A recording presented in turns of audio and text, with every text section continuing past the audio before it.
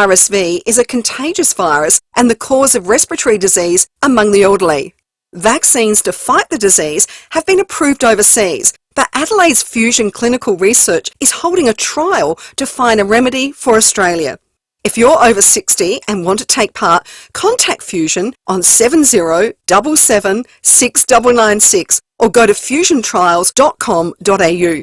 You will be reimbursed for your time. Transform your outdoor space and turn it into a great year-round entertainment area with an opening and closing roof from Louver House. Our Louver House roof will let in the perfect combination of airflow and sunlight, so you can entertain no matter the weather. Best of all, they're manufactured right here in SA with rain sensors and options like LED lighting. Find out more with a free design measure and quote. See the light with Louver House. louverhouse.com.au. Pick your favourite Kia. From the award-winning Kia Sportage to the street cred delivering Kia Seltos, or Kia's most powerful car ever, the all-electric EV6 GT. Book a test drive today to find your chosen one. Find out more at kia.com.au or drop into your nearest Kia dealer. Kia. Movement that inspires. Visit your local Hyundai dealer for offers on a wide range of models. Don't miss out. T's and C's apply. David Penberthy and Will Goodings, FIVEAA Breakfast. 13 minutes to 7. Let's talk about the weather. Chris Kent at the Weather Bureau joins us. Chris, good morning to you. Last day of July. What have we got in store? Month, we got pretty good conditions across Adelaide today. Bit of cloud developing later in the afternoon, but otherwise pretty sunny conditions today. Maximum of 18 degrees expected right across Adelaide. Up in the Mount Barker, looking at a maximum of 17 degrees as well. Similar conditions tomorrow. Sunny, might get a little bit windier in the afternoon with a northeasterly developing, and Friday expecting a late shower as the frontal system starts to arrive across Adelaide. So another couple of pleasant days ahead. Even Friday's going to be pretty good before that rain comes. Good stuff. Thank you for that, Chris. Let's head to Safe Pulse. Senior Constable Matt Brown's on the line. Matt, extreme speeder has been caught at Oakbank last night. That's right. Well, a driver's lost his licence in his car after being caught speeding at more than double the posted speed limit at Oakbank. And police detected the Holden Commodore travelling at 166 k's an hour in an 80 k zone on Nairn Road at Oakbank about 6:15 last night. So the driver, a 28-year-old Woodside man, was issued a 12-month immediate loss of licence notice, and his car was impounded for 28 days. So he was reported for driving at an extreme speed and will receive a summons to appear in court at a later date. So, of course, this is 6:15. People are still coming home from work or taking their kids to footy or netball practice, and this guy's whipping along at more than double the speed limit. Just extraordinary. Good on you for catching him. Matt, also, what's the latest on that crash at Glenelg East yesterday afternoon? That's right, David. Police are investigating a crash at Glenelg East that's left a woman with serious injuries. About 4:42 p.m. last night, police and emergency services were called to the intersection of Brighton Road and Lapthorne Street after a black Toyota Corolla sedan collided with a pedestrian. Now, the driver involved in the crash stopped and rendered assistance, along with other members of the public, and the 30-year-old woman was taken to hospital for treatment, but her injuries are not considered life-threatening. So we're just appealing for any witnesses to come forward, or if you were driving or travelling in the area, you may have captured her on a dash cam. So please contact Crime Stoppers on 1800 333 000. Good stuff, Matt. Thanks for that. Senior Constable Matt Brown from Sapole. Talking about wheelchair access to beaches, Frank in Birkenhead's on the line. Morning, Frank. Good morning, Will and Dave. I don't know whether you're aware of this, mate. I work as a support worker in aged care, and I have a client that I take down to the Glenelg Beaches, Glenelg Beach sometimes. I think the council may have put this in. They do have a ramp over from the Glenelg Jetty, which goes out a pretty good distance, one of those rubber mats. So they may have introduced that, so I don't know whether you're aware of that. No, that's helpful, Frank. Actually, I didn't realise, but I just got a text from Nicole Flint, who's listening, the Liberal candidate for Boothby, and she said that because remember we did that outside broadcast down there when she was the candidate years ago. She's been involved with Seacliff Surf Lifesaving Club, as has the state opposition leader David Spears, and apparently Seacliff SLSC do it. Seacliff was the first beach in South Australia to roll out a beach access mat allowing wheelchair access to the water's edge. The mat is rolled out every weekend and public holiday from 1pm to 5pm. Apparently they tried to do it at Semaphore, but it kept getting vandalised. Yeah, we got a text to that effect. Yeah. Someone on the Dutton's text line said us that. And our mate Terry says there's one at Henley Square. Have you ever seen it at Henley Square? I can't think. Where is it, Terry? Let me know. 0480 1395. Tell you I've never seen one in the Yonkaparinga Council area. They're busy doing other things, aren't they? All sorts of crazy stuff. Exactly right. We spoke yesterday on the program during our news wrap about this concerning story regarding Carl's Jr. in Australia. The franchise at one point had a plan to have 300 stores in the country. Its main group facing administration, that's the CJ Group, they run 24 of the restaurants, the master licensee for 25 others. This is where this conversation got a bit confusing because, as we made mention of, there's stores in South Australia, Kilburn, Paraka, Clearview, Elizabeth, St Peters, West Lakes and Mount Barker as well. We were wondering on the air yesterday how many of those were private franchises and how many of those belong to the group that's now facing administration, because all the reporting said those independent franchises were likely just going to renegotiate a deal with the global Carl's Jr. Group and continue operating. Well, Frank Agostino is the founder of the Agostino Group and can shed some light on this. Frank, it sounds like the South Australian stores are all going to be okay. Yeah, thanks, Will. And good morning, David. Unfortunately, it's been a lot of misinformation, which obviously commenced with the negative headlines several days ago on Monday whenever it hit the press and so on. But anyway, most of that's been corrected. I don't want to comment anything on the administration side of it. It's nothing to do with me, and people better qualified than me to comment. But more importantly is the South Australian issue. That's one I'm interested in, South Australia and Northern Territory. Our group has got exclusive rights to build and also franchise, which means operating ourselves, South Australia and Northern Territory. Currently, as you already correctly stated, we have a number of them operational, which are 7, and the addresses or suburbs you already mentioned. We were the second store, by the way, in Australia. Baddo Bay was the very first one in 2016. We followed with Mount Barker in 2017, and then on from there, Kilburn and so on, so on, so on. But more importantly, we have 2 currently in the build, Angle Vale. We have another one at Seaford, on Seaford Road, Old Noarunga. So they are already being approved and under construction. We have another 2, which will be Murray Bridge and Port Augusta. They are pending approvals and so on, so on, so on. But the land is there and builders have been engaged. We do have a staff of approximately 500. I think we've got to be very mindful when we have negative news what it does to the staff. We've had a lot of calls, and in fact today I'll be visiting all the restaurants to make to ensure that the staff are aware that the issues are separate. What's happened in Victoria with the master franchisor and their number of 24 stores has nothing to do with us. Sure, we have common suppliers. There's a knock-on effect. I understand all the negative sentiment and so on in the marketplace. But at the end of the day, we're a South Australian-owned, family-operated business. I've been around for 45 years. I first started in dealerships in 1979 and progressed through there. So we've been around. We are strong. We're financially strong. We've got good backers, financial backers, and we're not going anywhere. And we're progressing forward. From a bad situation, it could be a good situation. When we first started this business, we were direct with America. A bit awkward because they were operating out of Singapore. Then they started an office in Australia, and the positive signs were there. Unfortunately, they made a different decision to master franchise it, but they've taken it back. So from a master franchisor point of view, we'll be directly dealing with the master franchise, the owner of the business, or the owner of the brand, which I think is a good thing.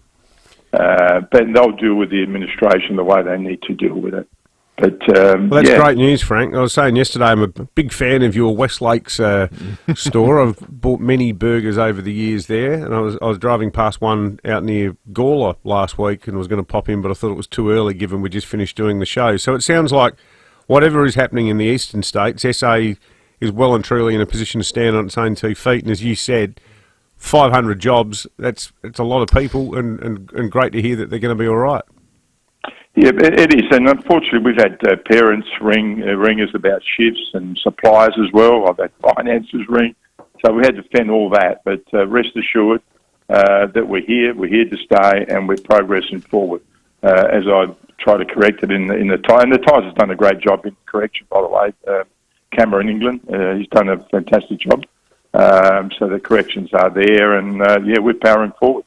Frank, it's clearly challenging circumstances to be trading in at the moment. We know, according to much of the data this year, that food and retail services have been in and out of recession in Australia.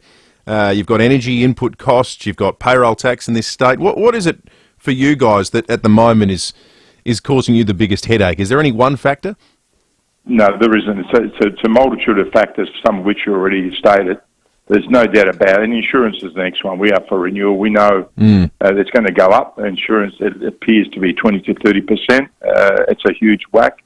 We just dealt with the wages over the last 2 years. It's been 1% increase in the super, which is fantastic. I'm a believer of super. I've got no issue there.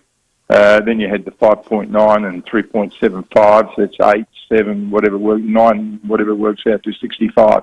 9.65 plus that 1%.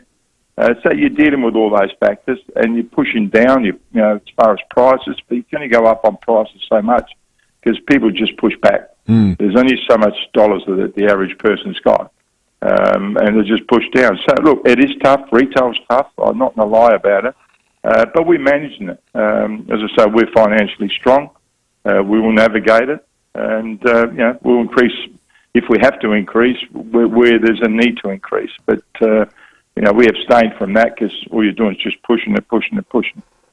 Yeah, it's good to hear. Good on you, Frank. Frank Agostino there, a big name in South Australian business, founder of the Agostino Group, and with some good news there about the future of all 7 Carl's Jr. stores in South Australia. More on the way as well.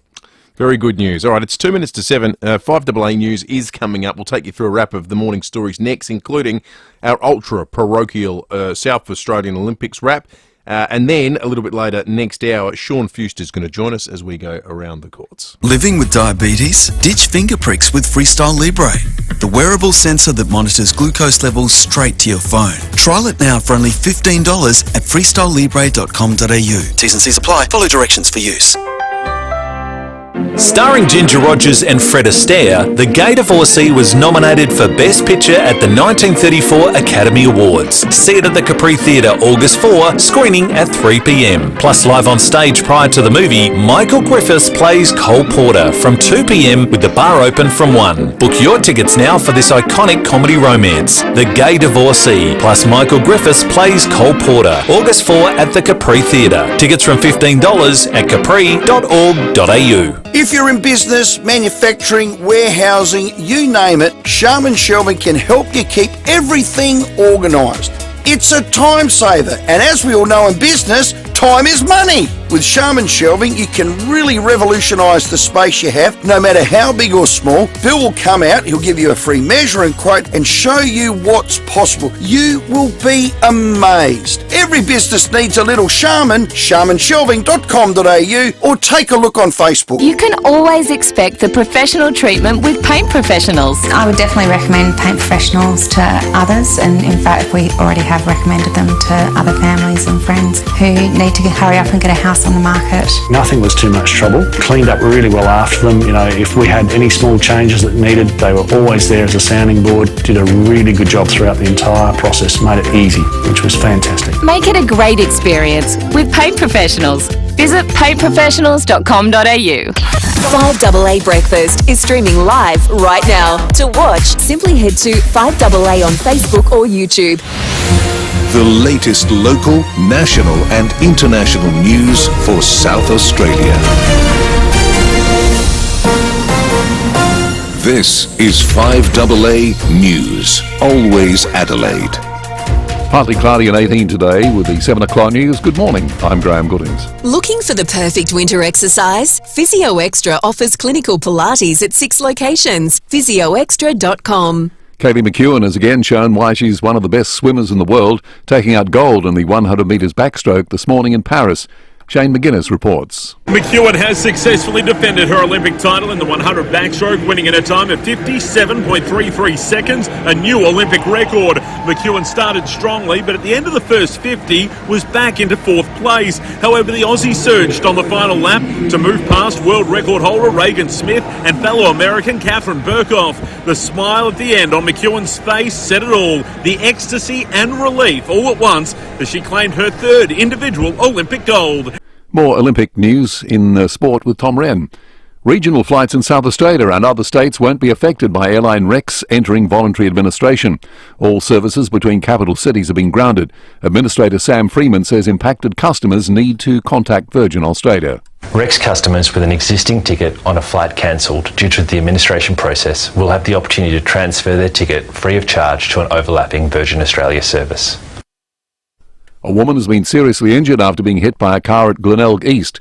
It happened at the intersection of Brighton Road and Lapthorne Street shortly before 5 last night. The driver of the Toyota Corolla stopped and rendered assistance to the 30-year-old pedestrian. Her injuries are not considered life-threatening. Police are appealing for anyone who may have witnessed the crash or has dashcam footage to call Crime Stoppers on 1800 333 000 or visit the website. Meantime, a driver has lost his licence and his car has been impounded after being caught speeding more than double the limit at Oakbank last night. Police detected the Holden Commodore travelling at 166 kilometres an hour in an 80k zone on Naird Road, Oakbank. The driver, a 28-year-old Woodside man, was issued with a 12-month instant loss of licence and his car was impounded for 28 days. He was reported for extreme speed and will be summoned to appear in court at a later date. There's been a house fire at Mansfield Park. Prima Osborne from the MFS says the alarm was raised on Hansard Road just before the sun went down last night. On arrival, 26 firefighters from 7 appliances and a command vehicle attended a residential property where they found smoke and flames issuing from the property. Quick work by firefighters saved neighbouring properties. The cause and damage bill is yet to be determined. A new approach to food allergy treatment is being rolled out. Alexander Nimmo reports. Peanut allergies affect 3.1% of 12-month-olds and are the most common food allergy among school-aged children. But a world-first program aimed at overcoming the potentially life-threatening condition is being rolled out nationally. It will see infants given a daily dose of peanut powder to help them build a tolerance to the allergen and eventually overcome the condition. The treatment is being offered to children at public paediatric hospitals in New South Wales, Victoria, Western Australia, Queensland and South Australia. And now turning to 5AA Sport. Good morning, Tom Wren. And a very good morning to you as well, Graham. As we heard just a little earlier, Kaylee McEwen has broken her own Olympic record to win gold in the women's 100-metre backstroke. Kyle Chalmers, the South Aussie, he's qualified second fastest for the men's 100-metre freestyle, winning his semi-final. They go to the wall, absolutely not together. I think King Kyle might just touch first. Did he get there? He did. Kyle Chalmers first in the first semi-final of the men's 100. Audio there thanks to 9 Radio. Molly O'Callaghan and Shayna Jack have also qualified for the women's 100-metre freestyle final. Elijah Winnington came out of the blocks hard but fated to finish 8th in the men's 800-metre free. And it's been a night to forget for several Australian teams in Paris. Our women's rugby 7 side has missed out on a medal, beaten on the bell by the USA in the bronze medal match. The Boomers went down to Canada in the men's basketball, 93-83. The Aussies also lost to the Canadians in the women's 3x3 basketball. And the Kookaburras lost to Belgium in the men's hockey 6-2 in what was a rematch of the gold medal match from Tokyo. But there has been some other good news for gold medalist Jess Fox after she qualified second fastest. That was for the semi-finals of the women's C1 canoe slalom. Well, briefly elsewhere, the Crows and Port Adelaide will both train this morning as they prepare for their round 21 matches this Saturday. And the Adelaide Thunderbirds will talk today and have a light session at the Entertainment Centre as excitement builds ahead of Saturday night's grand final against the Melbourne Vixens. And that's the 5AA Sport. Can't wait. Thanks, Tom. Now checking 5AA traffic. G'day there. Roads aren't looking too bad for the run-in today. Busy in a couple of spots already. The Port Expressway at Port Adelaide. Also South Road at Theberton sluggish. Works at St Peters to look out for. Paynham Road and Ann Street. And we're down 80 k's at the moment on the Southern Expressway near Majors Road for the road widening. That's at O'Halloran Hill. Cameras at Delphi Terrace, Glenelg North and Jetty Road at Largs Bay. Grab a 4 and 20 Traveller Pie plus a Red Bull 250ml for just $6 at Coles Express and Ready Express. T's and C's apply. See in store. Adelaide's most accurate traffic on 5AA. And now the 5AA forecast. Next time you hit the brakes, think about the last time you had them checked. Call 1300 Automasters now. Partly cloudy and 18 today. Tomorrow 18 and sunny. Friday a shower to 17. Saturday partly cloudy 16. Currently it's dropped back to 5. More news as it happens on 5AA. Streaming live via the 5AA Player app on DAB Digital Radio and on 1395 AM. This is 5AA, always Adelaide. Visit your local Hyundai dealer for offers on a wide range of models. Don't miss out. T's and C's apply. David Penberthy and Will Goodings, 5AA Breakfast.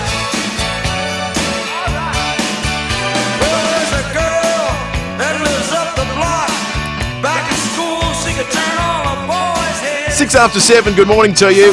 Welcome to Wednesday on 5AA Breakfast. If you're joining us for the very first time, 31st of July. We're going to kick the hour off with a bit of an Olympics wrap. What's happened whilst you've been sleeping? The headline is this. Australia picked up another gold in the pool. Kaylee McKeown has won a gold with a remarkable victory in the 100-metre backstroke. She's now unbeaten in the event since 2019. She hasn't lost in this event since before COVID. Won the event in Tokyo 3 years ago. Will be looking to go back-to-back in the 200 metres backstroke as well. The men's triathlon got postponed just hours before the race was scheduled to begin because of pollution in the Seine.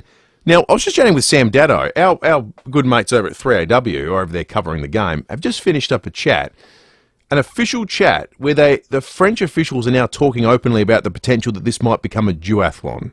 Oh, you're joking. That would be the most ridiculous and outrageous thing. And running. Bikes and running. Bikes and running, but no water. Imagine training your whole life for 4 years to get to the Olympics and they go, oh yeah, sorry, one of the fundamental elements of your sport, just we can't really do. That would be stupid. Surely that cannot be allowed to happen. Couldn't they at least use the pool? I mean, there's a 10-kilometre race in the pool, isn't there? Yeah. Well, that's got to be... Yeah, anything's got to be better than just dropping that part out. That's just stupid. The duathlon. So that's no good. Let's have a look at the SA athletes in action whilst you've been sleeping, and then coming up a little bit later this morning. So overnight in the women's 3-on-3 basketball, Lauren Mansfield and Alex Wilson from Adelaide played. They unfortunately Australia lost to Canada like the Boomers did. The 3-on-3 girls lost 22-14. In the hockey, Tom Wickham and the Kookaburras lost to Belgium 6-2. Belgium, powerhouse hockey nation now. Kyle Chalmers breezed through, came first in his semi-final into the men's 100-metre freestyle. So Kyle looking good. Coming up today in the, well, this one's very much a question mark given that little news tidbit a moment ago, the women's triathlon. Sophie Lynn from South Australia would theoretically be in it, but who knows what it's going to be, if it's going to be. The idea of the duathlon, it's like saying this. We've identified a problem with a sandbox on the athletics field, so now the triple jump, we're only going to make it the double jump. Yes. Yeah, that's right. So just don't do the end bit. That can't. That's not a serious thing. That feels like a plot from the Games. Yeah. That ABC show that preceded the Sydney Games with John Clark. The 100 metres track was 97 metres long. Yeah, they were like, well, we've got lots of world records. Yeah, that's right. Jack Rossiter and Dane Sampson in the shooting, the men's 50-metre rifle. Their qualification's going to be on for that. Jane Claxton, another South Australian hockey player, will be representing the Hockey Roos as they take on the US in a Pool B game. That's at 8:45 tonight. The shooting's at 4:30 p.m. So that's going to be coming up a little bit later today as well.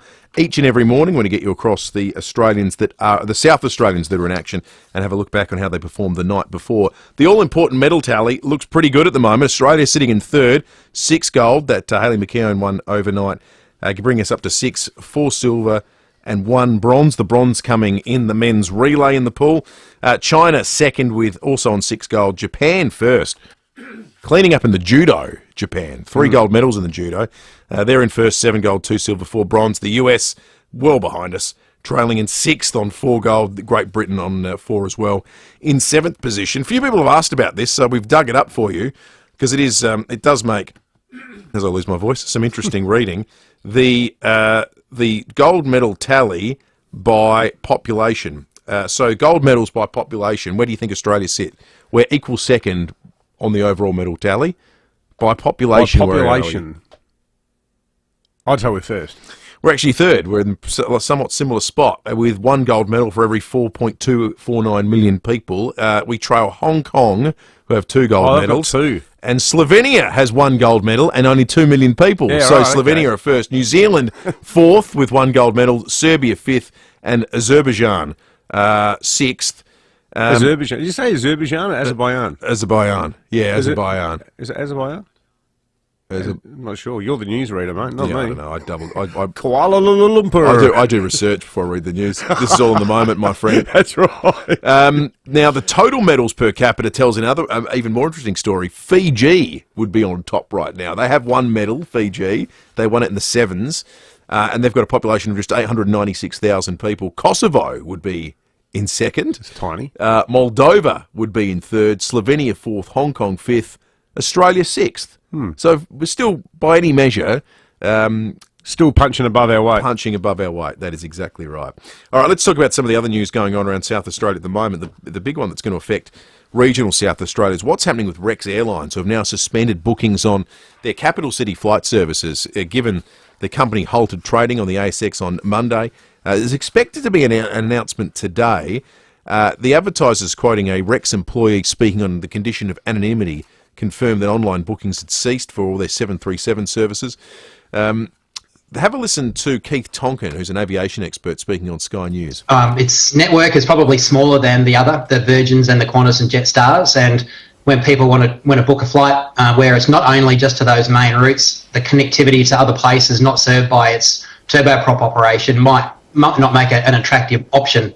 So because of the limited route structure, it may have struggled to get the quantity of passengers that it needed to continue those operations. So they expanded into the major capital cities. That service, that component of the business, costing them $1 million. They're losing $1 million a week on that aspect of the business. But the importance to regional centres is such that people ask the Prime Minister, what does he think about the future of Rex? Well, we are concerned about Rex. What we will do, though, is examine any proposals.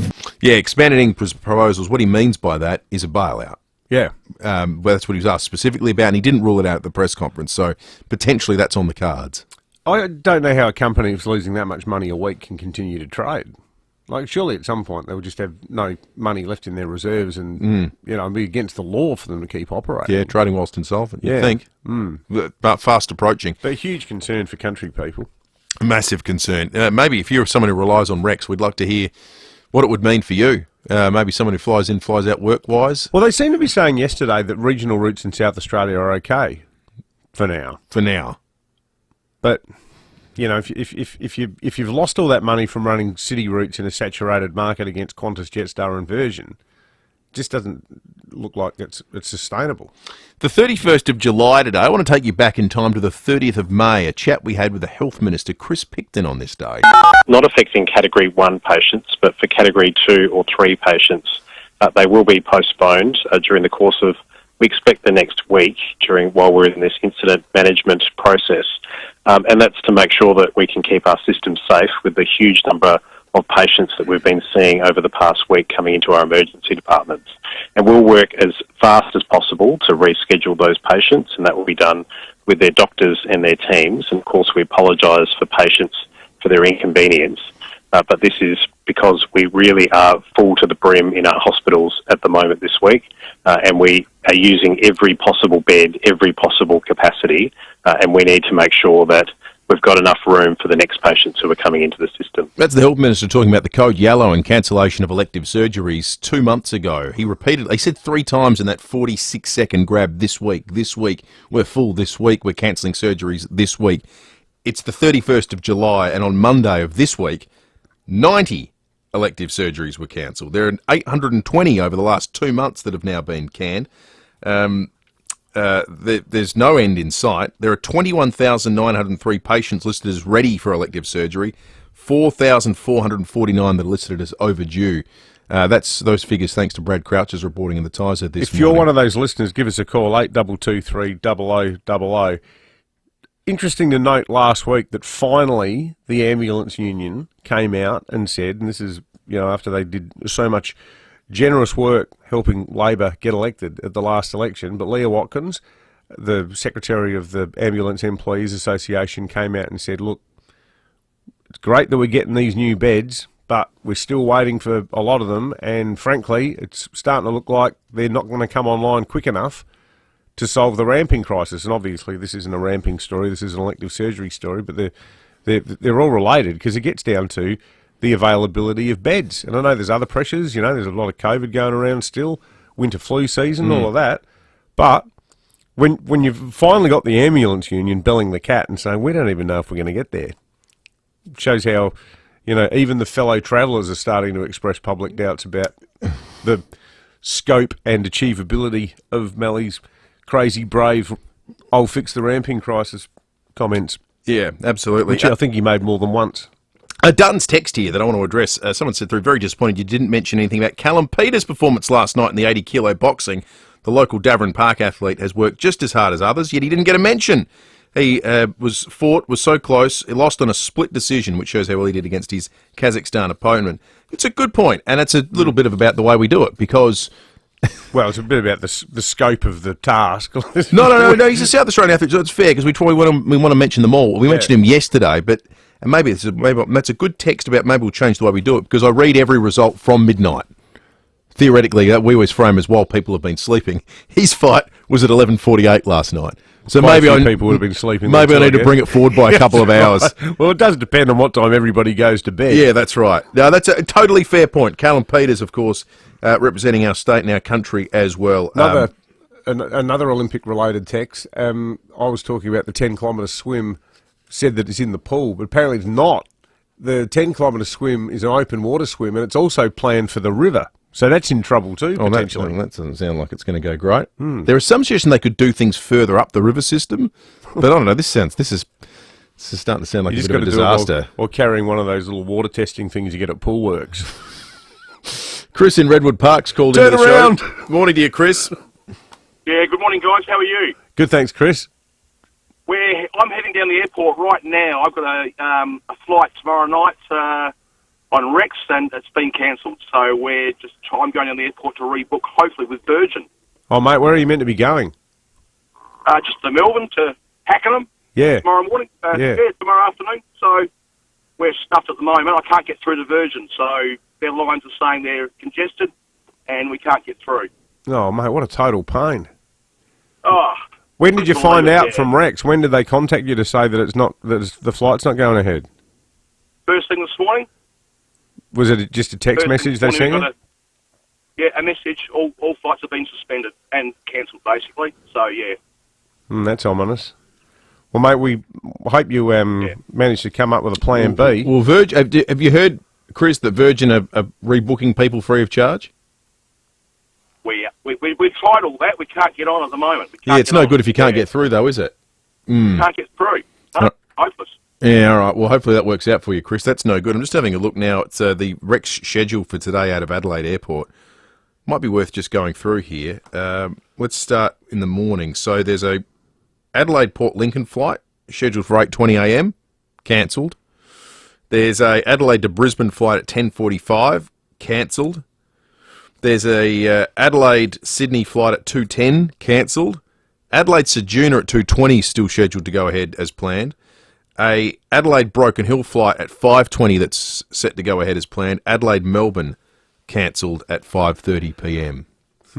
Well worth checking if you're planning on flying Rex. But I just got a good text from a mate of mine who lives in Victoria, who's a Victorian, and despite that, he's an excellent bloke. just joking, we love Victorians.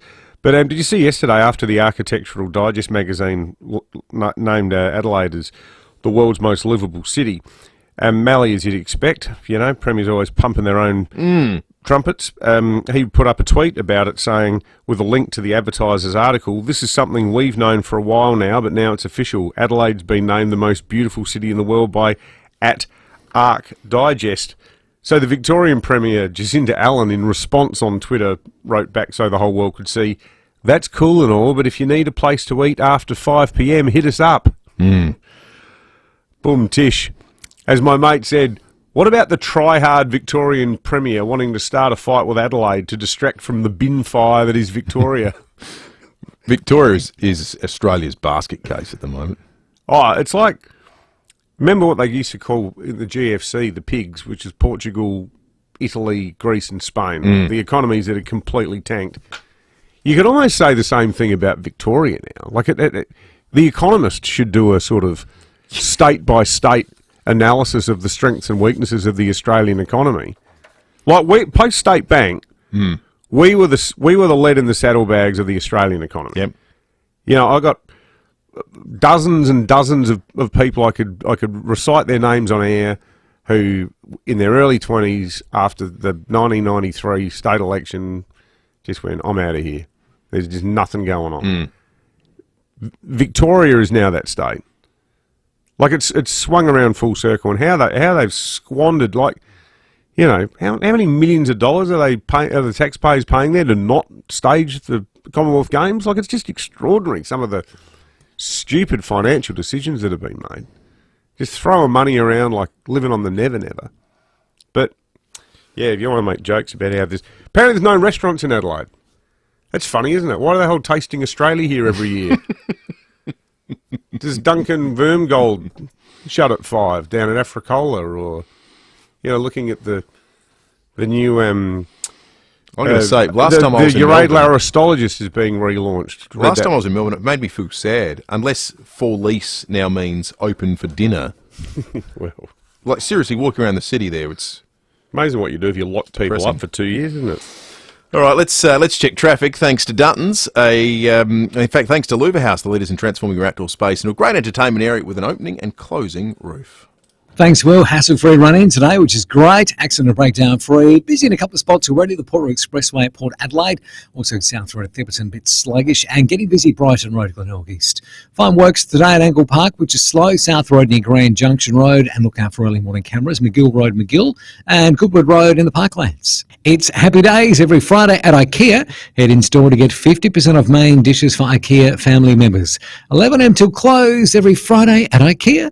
T's and C's apply. Adelaide's most accurate traffic on 5AA. 5AA Mornings with Matthew Pantelis. State and territory debt now at record levels, not just for Australia, but in the world. We, you and I, are going through a cost of living crisis, necessitating some of you to keep working rather than begin enjoying retirement or to take a second job to make ends meet. Matthew Pantelis. Governments, though, continue to spend as if their re-election depends on it. Weekday mornings from 9 on 5AA. Always Adelaide.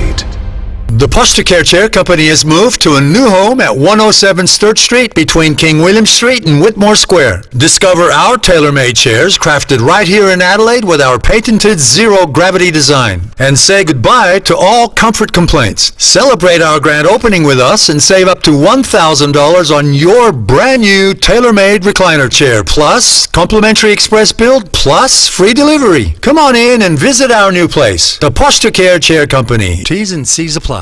Living with diabetes? Ditch finger pricks with Freestyle Libre. Freestyle Libre is a small wearable sensor that monitors your glucose levels and trends and sends them straight to your phone. Instant up-to-date feedback. No finger pricks. How good is that? And you can trial Freestyle Libre for only $15. Just head to freestylelibre.com.au to find out how. T's and C's apply. Follow directions for use. Read warnings before purchase. Free yourself from finger pricks with Freestyle Libre.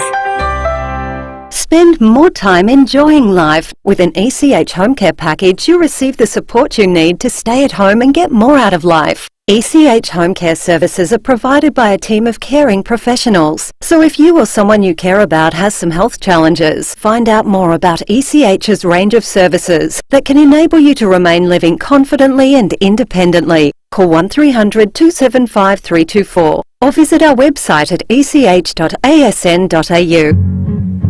Hi, Brady Bitt here from Mawson Lakes Mazda. There's a lot to like about Mawson Lakes Mazda. They'll take care of you with next day servicing, complimentary loan car, vacuum and wash. and your breakfast or lunch is on them. Your car gets the love too, with their state-of-the-art service centre, brimming with top-trained mechanics. At Mawson Lakes Mazda, they'll look after your car and look after you. Mawson Lakes Mazda, just a short drive from the city. Join the great cover-up and get a Walco Guardian pool cover. Made right here in SA, a Walco Guardian pool cover will preserve your chemicals, keep your water clean, and you won't need to run your pump.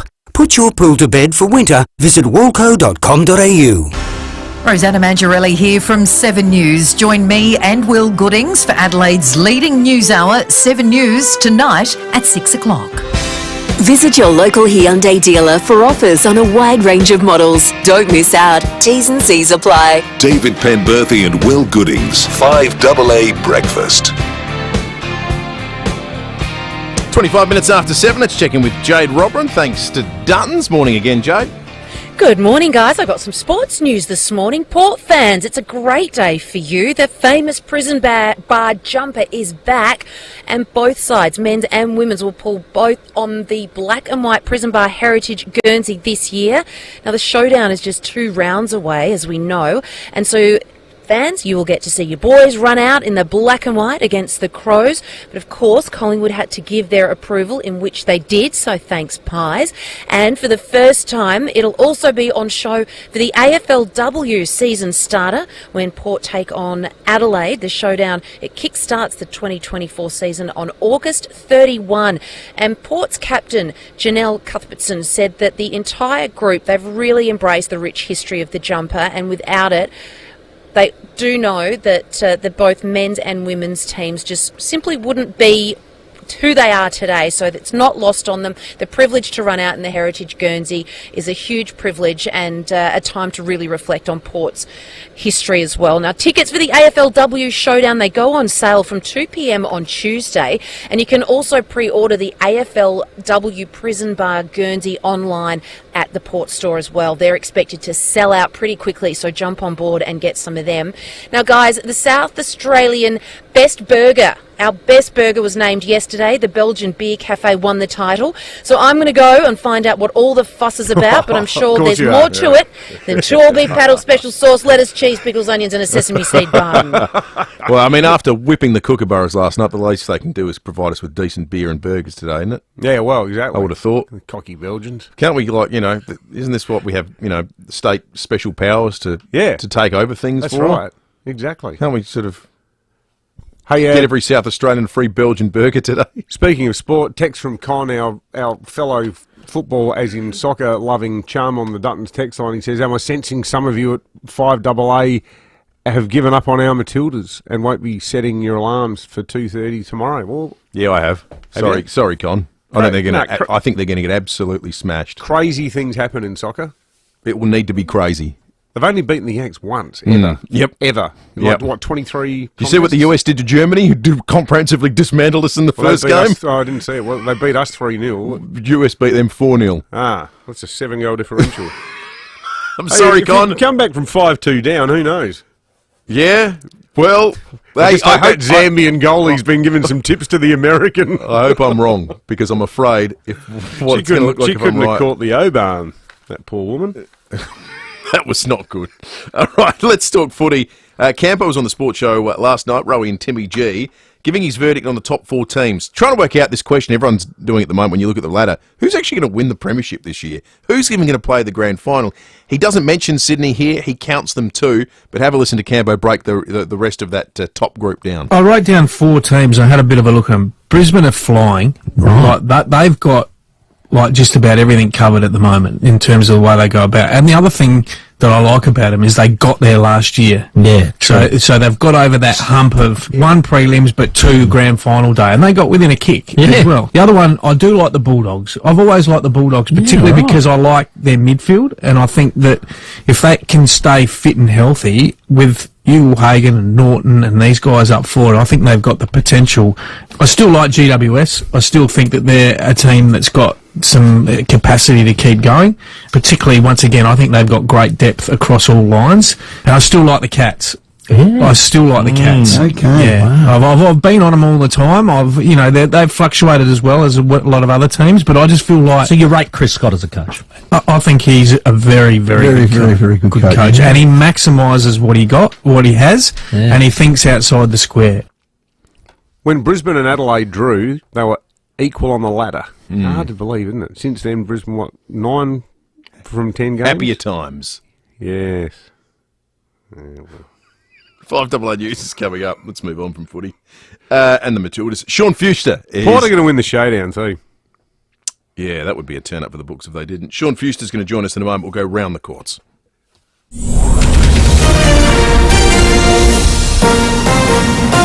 This is 5AA News. Always Adelaide. Partly cloudy and 18 today with the 7:30 news. I'm Graham Goodings. Hydrotherapy at Physio Extra Marion has individual sessions and classes claimable on private health and NDIS.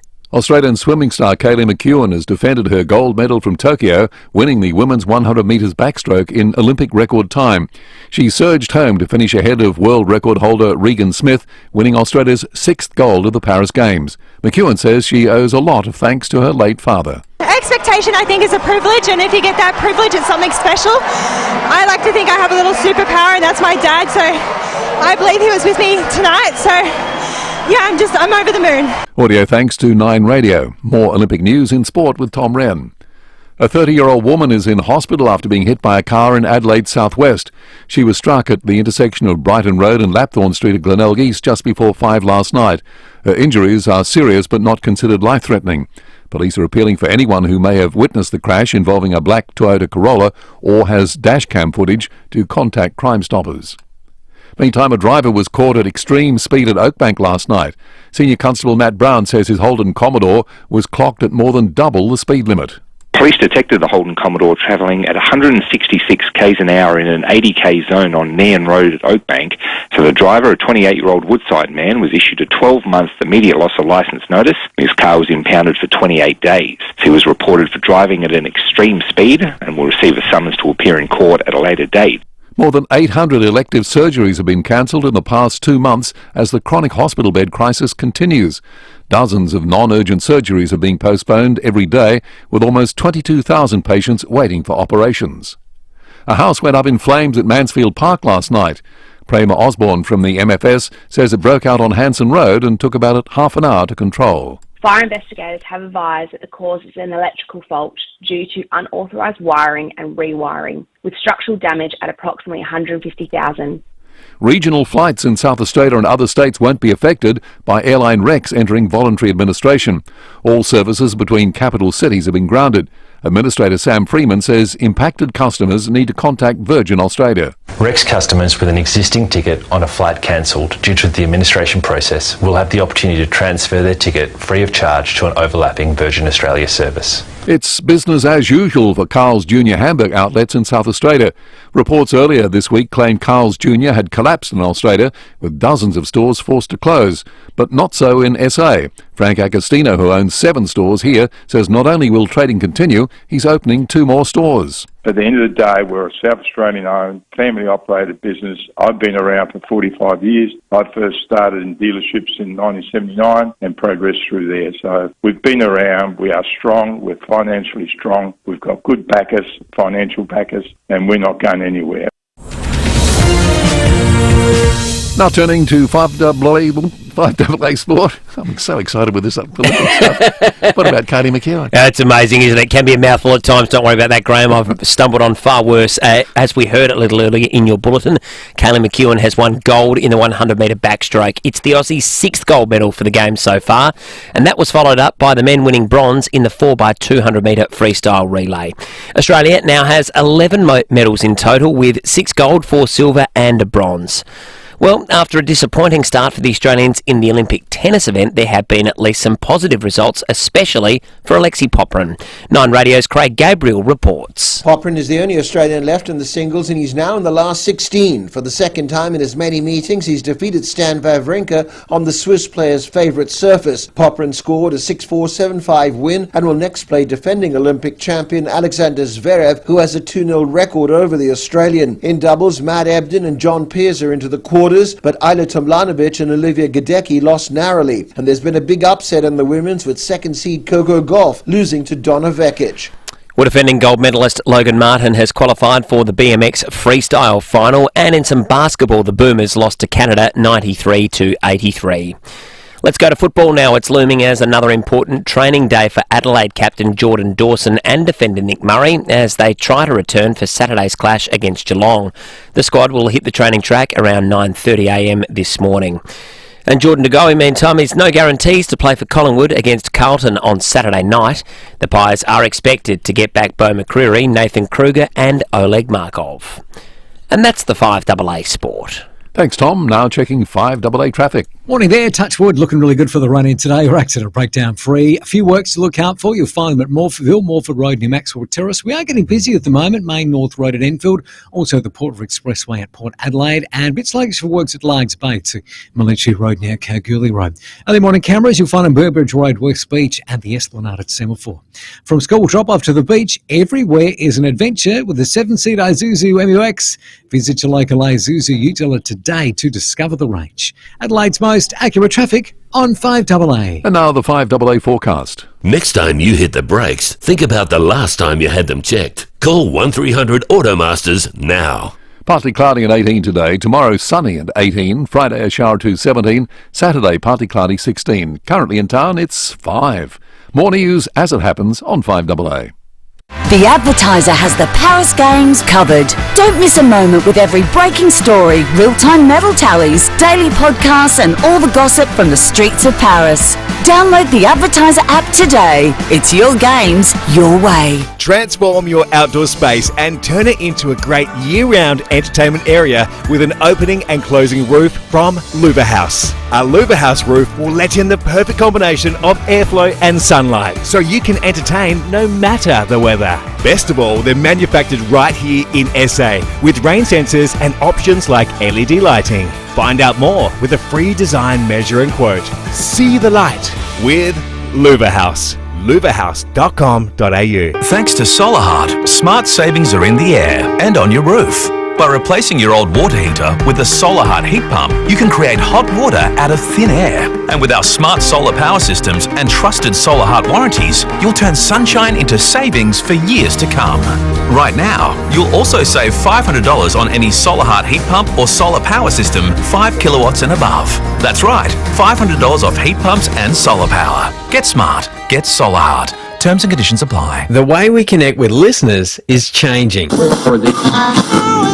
Radio, podcast, streaming, in-store, and the way to connect your business with millions of Aussie listeners every week is at Amplify. August 27 and 28 at Jama's Restaurant, Bowden. Tickets are free, but you need to register at audiorsvp.com.au. Hear how audio can change the way you do business for the better. Register now at audiorsvp.com.au. Music of the Night, a spectacular celebration of musicals from Andrew Lloyd Webber, London's West End, Broadway and more.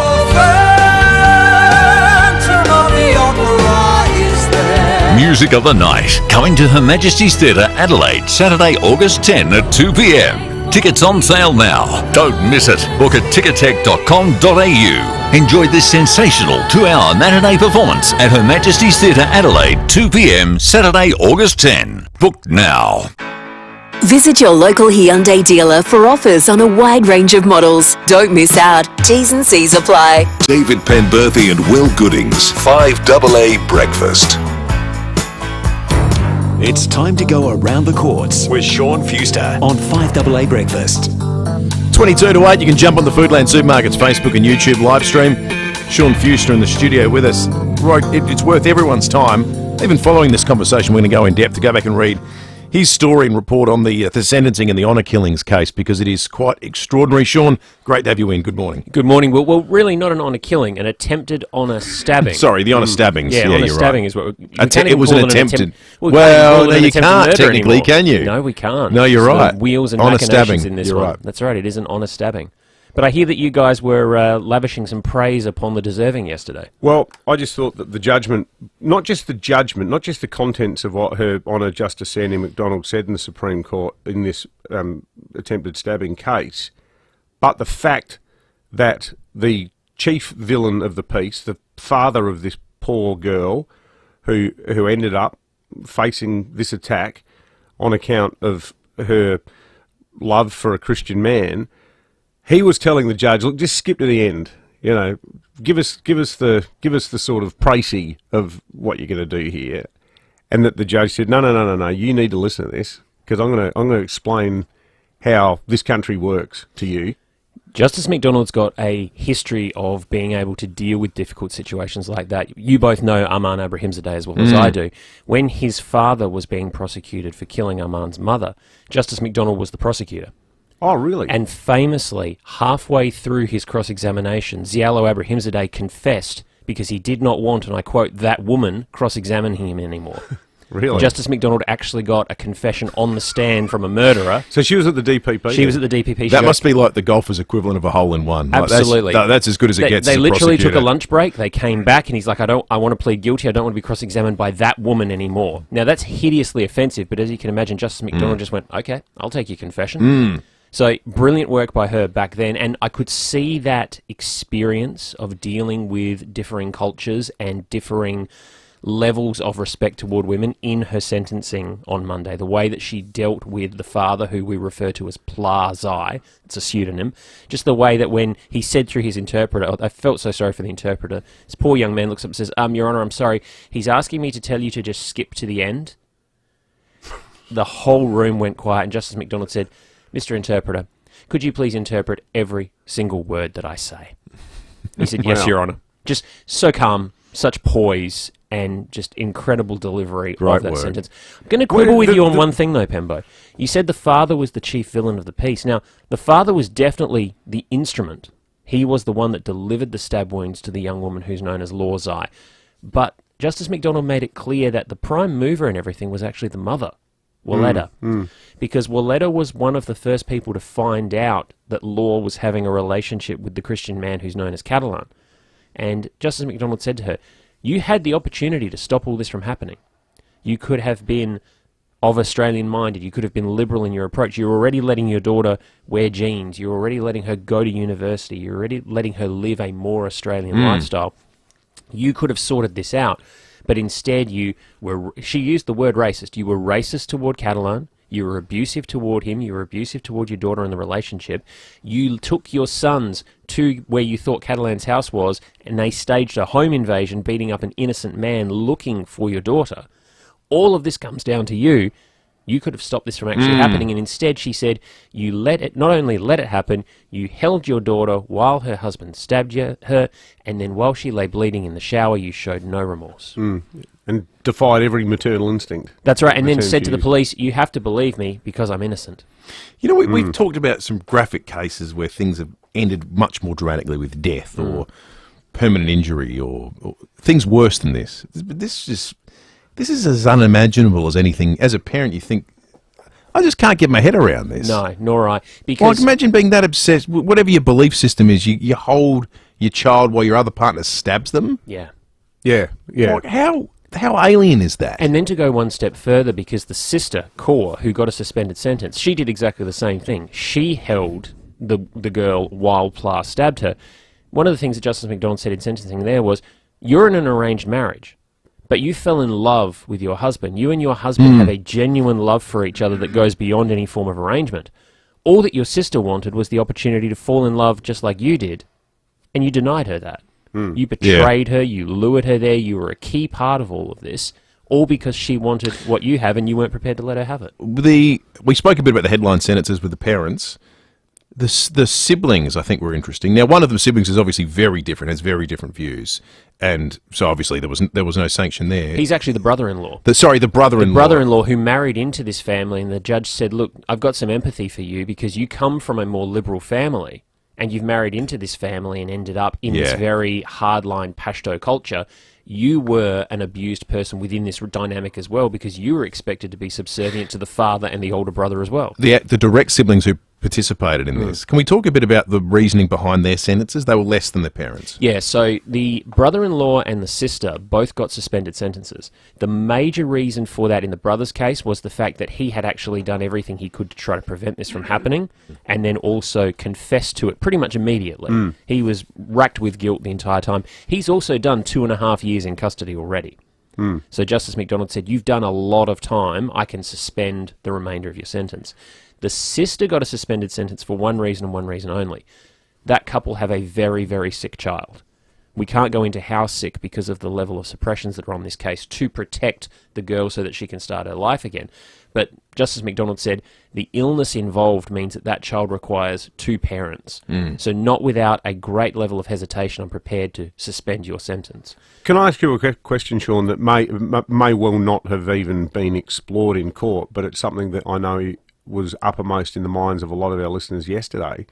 Do you know whether the parents are citizens of Australia or whether they're still Afghan citizens? Because a lot of people were wondering, given the nature of their crime and how serious it is, can't they just be deported? They can't just be deported, regardless of whether you're a citizen or whether you're on a visa or a residency. You have to serve your sentence in the country first. Right, yeah. And then at the end of that, the minister will determine whether or not you've failed the good character test. Spoiler, they will.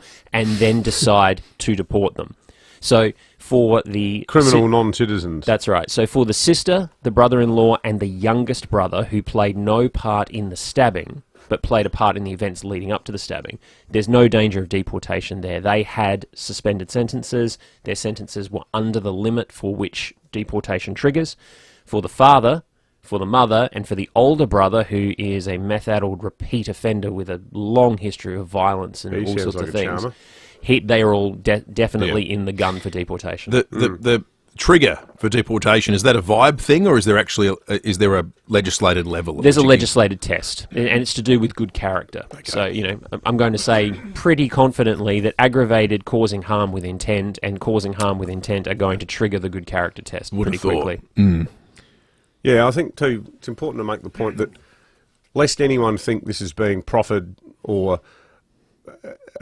discussed as telling some overarching story about the colossal failure of multiculturalism. I'd say that it's not, because the Australian way is that people look at our country and go, wow, we've grown up in a place of poverty and deprivation and fanaticism, fundamentalism, all of these strictures about how you can and cannot behave. Wouldn't it be great to be able to start a new life in a country like Australia that treats men and women equally to a large degree? Women aren't prevented from getting an education. They should be allowed to marry whoever they want. But it does show that in some communities there remains a fundamentalist gaggle of people who just don't get it. And they need to be called out. You don't go down the path of moral relativism and avoid having hard conversations about everything from honour killings or acid attacks in India. Like, you need to be able to say, no. There's no grey areas here. This is abhorrent medieval garbage, and it has no place in Australia, and that's why we thought it was so important that the judge did that. Well, first things first, the rain's got to fall on the just and the unjust alike. Regardless of your background, these are the laws of this country. Secondly, I'm of Afghan background, and one of the people that I worked with very closely on this story is also of Afghan background. She's closer to her roots than I am. Mine's many, many generations back. And she was telling me, she's like, we know within our own culture here in Australia, people who have this hard line, and we don't approve of that. Yeah, totally. Within the Afghan culture, this is not approved of because you don't do that. That's why we live here. That's what we got away from. These people, the Zai family fled the Taliban. That was said in court, and yet they're still doing this. When those Lebanese gang rapes happened in Sydney, I can remember we had 2 staff members who could speak Arabic, terrific reporters. And one of them said, because there's an Arabic talkback station in Sydney, and one of them said, I'm going to listen in to see what people are saying on their equivalent of TGB about it. And I'll admit, my hunch was, and it was a flawed one, and maybe even it was a slightly racist hunch, was that it would be all excuse-making, oh, these poor boys, they're struggling to fit in Australia. Do you know what everyone was saying about it in the Arabic community? Condemnation. They were saying the laws aren't tough enough in Australia. Yeah. And that if this happened in their own country, they'd probably get executed. Because you've got to remember, this tars... We should hire some of these people. This tars an entire culture with the same brush. Totally. Unfairly. So to the bloke who texted in yesterday saying, this is just Sky News After Dark stuff, well, it's not. It's just a sensible, nuanced conversation. And you, Sean, you're a bleeding heart from way back. I am indeed. So, it's an important story to discuss because it does show that in a multicultural society, there will be tests. And this is one of the biggest tests when it comes to this brand of really fundamentalist Islamic stuff that, you need to gently usher some people into the 21st century, and if they're not prepared to enter it, well, they can go to jail. Also shows that our sentencing is based on what you do, not who you are. Yeah, who you are comes into it, but what you do is what gets you the jail term. 100%. Great stuff as always, Sean. Great to have you in. Thanks, guys. All right. Make sure you check out Just Lawful this weekend too, and you can get it on the podcast, of course, as well. And grab your tickets for Raising the Bar next Tuesday night at the Little Bang Brewery for Just Lawful Live. You can see the live event. Yes, it gets rave reviews. Get along to see that as well. Sean and Daniel. All right, let's check traffic. Thanks to livability, the leaders in transforming your outdoor space into a great entertainment area with an opening and closing roof. Thanks, Will. Roads looking A-OK for the run-in today, which is great. Busy in a couple of spots, as you'd expect. Morford Road of the tram line, Marion Road heading towards Anzac Highway, and slow Port Expressway at Port Adelaide. Works at Wingfield to look out for, Grand Junction Road near Dunstan Road, and also at St Peters Paynham Road near Ann Street. Early morning cameras, George Street, Norwood, and Jetty Road at Larks Bay. When the lucky country isn't so lucky you're with Amy. Before buying insurance issued by Amy, read the PDS and TMD at amy.com.au and consider whether it's right for you. Adelaide's most accurate traffic on 5AA. Catch all the action from the Olympic Games in Paris as 5AA brings you Nine's coverage live each evening from 11:30. Don't miss a minute of the action as our Aussie stars set their sights on gold medal glory. Tune in tonight following Leith Forest as we cross to France for Nine's coverage. Paris 2024, live from 11:30 on 5AA. Always Adelaide. I'll grab a few people I know. We'll mark out some places to go. There's no invitation, just a destination, and that's the best freedom I know. Jump in the Jayco. Jump in the Jayco. Yeah, that's the best freedom I know. Join over 60,000 Adelaide homes and say yes to lowering your energy bills with Yes, your energy saving solutions. Do you know how much that old fridge in the shed is adding to your electricity bill? Your energy saving solutions can collect your old inefficient fridges and freezers for free, and the best part is that you can also get up to $150 per unit. For T's and C's on this unbeatable offer from Your Energy Saving Solutions, go to yes.net.au. That's yes.net.au. An SA icon in comfort, the Posture Care Chair Company has moved to a new home at 107 Sturt Street between King William and Whitmore Square. Discover their tailor-made chairs crafted right here in Adelaide with their patented zero-gravity design, and say goodbye to all your comfort complaints. Celebrate the Posture Care Chair Company's grand opening sale and save up to $1,000 on your brand new tailor-made recliner chair, plus complimentary express build and free delivery. Call in and see the fantastic team at their new premises located at 107 Sturt Street in the city and take advantage of that incredible $1,000 saving. The Posture Care Chair Company, your comfort is their guarantee. The offer's for a limited time only. Some T's and C's apply. CMAX Clinical Research is seeking healthy participants to help trial a potential new treatment for primary biliary cholangitis. Your involvement could impact millions globally. You could be eligible for this trial. Call CMAX today if you're aged 18 to 65 and have no significant health concerns. You'll be paid for your time and contribution to help advance medical research. Want to know more about the study? Head on to cmax.com.au and look for the PBC study. That's cmax.com.au. 5AA Breakfast is streaming live right now. To watch, simply head to 5AA on Facebook or YouTube. Visit your local Hyundai dealer for offers on a wide range of models. Don't miss out. T's and C's apply. David Penberthy and Will Goodings, 5AA Breakfast.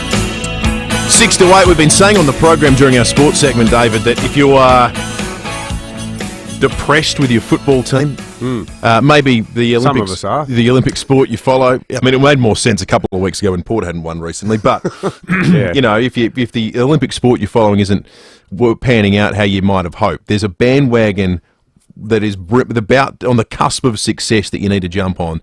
The Thunderbirds are playing in the grand final this weekend against the Melbourne Vixens, Entertainment Centre, 4:30 Saturday. In great news, that's all. If you're thinking of buying a ticket, that's all academic. The whole thing's sold out, as it well should be. It'd be great to see them get up and win and hold the trophy that we have in the 5AA Breakfast Studio with us right now. You can see it on the Foodland Supermarkets Facebook and YouTube live stream. This is a great title, I've got to say, too. The Suncorp Super Netball Grand Final Ambassador is Emily Beaton, who's hoisted the trophy twice, Premiership player with the Thunderbirds, of course representing the country as well, and works now on 7 News here in Adelaide. Emily, good morning to you. Good morning. It's a very heavy trophy, that one. Very tough to lift ahead. Who is the subject of the trophy? Do we know who it's modelled on, or is it sort of generic netball? That's a great question. I actually don't know. I'm going to pretend that it's me. I think really. 2010 or 2013? I think it's just a mix of like me across the 2 years because there's two people on there. I like that. The Emily Beaton Premiership Trophy. 100%. That's what it should be. Girls have been on fire, though, haven't they? They have been unbelievable. The last time they played the Vixens, just a couple of weeks ago, they won by 25. It's one of the best displays of netball I've ever seen. So the Thunderbirds are up and about. It's the hottest ticket in town. There's people coming out of the woodworks trying to get tickets, but as you said, sold out overnight. You must have a lot of texts from mates or people who are maybe not so much mates as acquaintances, people you haven't spoken to for a few years, suddenly texting, "Yeah, Em, how are you?" Absolutely. I've never felt more popular than I do this week. And then even on Instagram, just people I don't know sliding into your DMs asking for tickets. But yeah, it's definitely a hot ticket. As far as the action on court against the Vixens, what are we expecting on Saturday? Look, the Thunderbirds are so up and about. They are red hot favourites, but anything can happen in a grand final. Everyone knows that. So I expect the Vixens to come out as a completely different side. They did not look like themselves when they played the Thunderbirds. So I think it'll be a lot more hotly contested, but you just can't go past the T-Birds. Do you think netball should be an Olympic sport? I was going to ask that. Oh, good. I would love to see it in the Olympics. I mean, it's a silly question to ask you that, probably. Absolutely, but yeah, you know why it's not, because they say that it's the Commonwealth sports. Not enough people play. I think if the US played it, then it would be in there. But how many people play handball? Yeah, that's a good question. Netball. Yeah, well, I don't know, but netball is a lot, you know what? a lot better to watch. Breakdancing's in it. Yeah, I know. When you throw up sports like this, skateboarding, like how is netball not in there? 3-on-3 basketball, and I know it's a bugbear of mine. It's not a sport, and I love basketball. One of my favourite sports. Something you do in your lunch hour. It's when you don't have 10 people to play basketball with. Is what you do. Yeah. Netball should be in ahead of that. So Thunderbirds. If they win, now I don't want to get ahead, don't want to jinx it anyway. Obviously, Emily, they win. How many? Do we know how many premierships? You know, if they would have won all up now. They won all last up, year. Yeah. So this is going for the 6th premiership. So I actually chatted to Marg Angove yesterday, who won the first ever back-to-back titles for the Thunderbirds 25 years ago. Wow. They're looking to do that again. Marg's daughter Jane Woodlands Thompson was my coach, who won 2 titles as well. They weren't back-to-back, and now Tanya Obst is going for the back-to-back as well. So it's pretty epic. We know how hard that is to do. Well, I'm just thinking if 6 premierships would put them high above the most successful sporting teams in South Australian history now. It's more than any of our football teams. It's more than, you know. Well, hang on, not Sandful. Well, no, but that's just us playing against ourselves. This is talking about a national competition. Yeah, we've won. You know what? We've won every Sandful premiership. It's amazing. We're unbeaten. But you talk about AFL. You talk about the cricket. Let's not talk about the cricket. I think that would make the Thunderbirds the team South Australian should be most proud of. Geez, I hope they get up this weekend. It would be fantastic. Yeah, I'll be on the sidelines as an impartial person for Fox Sports, but very impartial. But yeah, I can't wait to watch them, and they're such a great team. It's what I think their special sauce is, the way there's got absolutely no passengers on the court, and they have so much fun out there. You've got Shamira Sterling-Humphrey at goalkeeper. I don't know if you guys have seen her play, but she is a freak of nature out there, and what she can do on the court is unlike anyone else, and it's amazing to watch. Oh, well, looking forward to seeing him play on Saturday. How heavy do you reckon that trophy is? Oh, it's got to be. I feel like it's close to 10 kilos. Yeah. I don't know. It feels like a kettlebell I do at the gym. It looks solid, and you're touring around with it. It's not a FIVEAA stop. You're travelling all around Adelaide with it. Yeah, got very busy few days. So we're heading out to some schools today and tomorrow, out to associations with the trophy. There's some half-court action happening in Rundle Mall on Thursday and Friday. People can win tickets. They're the only tickets that you can get to the game if you shoot some goals at that half-court. So there's plenty of build-up. I'm here to hype it up. Not that it needs it, but yeah, it's going to be an awesome week. And you can just feel the buzz around town for netball. And it's going to be huge on the weekend. Well, good luck with all the ticket requests that will continue to come between now and Saturday. Saturday, of course, the big day. Looking forward to it. It'd be great to get title number 6 for the Thunderbirds. Thanks for coming in, Emily. We'll catch you part of the coverage on Fox and, of course, on 7 News here in Adelaide with the wonderful sport coverage. Thank you for your time. Thank you so much. Cheers. It's time to say cheese to savings this winter at Coles. With Australian-made Coles Tasty Colby and Light cheese blocks, 1 kilo down to just $9.50. A kilo of cheese at a tasty $9.50. That's great value, hands down, at Coles. Starring Ginger Rogers and Fred Astaire, The Gay Divorcee was nominated for Best Picture at the 1934 Academy Awards. See it at the Capri Theatre August 4, screening at 3 p.m. Plus, live on stage prior to the movie, Michael Griffiths plays Cole Porter from 2 p.m. with the bar open from 1. Book your tickets now for this iconic comedy romance. The Gay Divorcee plus Michael Griffiths plays Cole Porter. August 4 at the Capri Theatre. Tickets from $15 at capri.org.au. Here at FIVEAA, we're all about supporting local. Music of the Night, Australia's premier tribute to Andrew Lloyd Webber and the West End musicals. August 10 at Her Majesty's Theatre. Book a Ticketek. The news and information that matters. This is 5AA News. Always Adelaide. Partly cloudy and 18 today with the 8 o'clock news. Good morning. I'm Graham Goodings. Looking for the perfect winter exercise? Physio Extra offers clinical Pilates at 6 locations. PhysioExtra.com. It's been a successful night for Australia at the pool on night 4 in Paris. 2 medals with Kaylee McEwen claiming gold.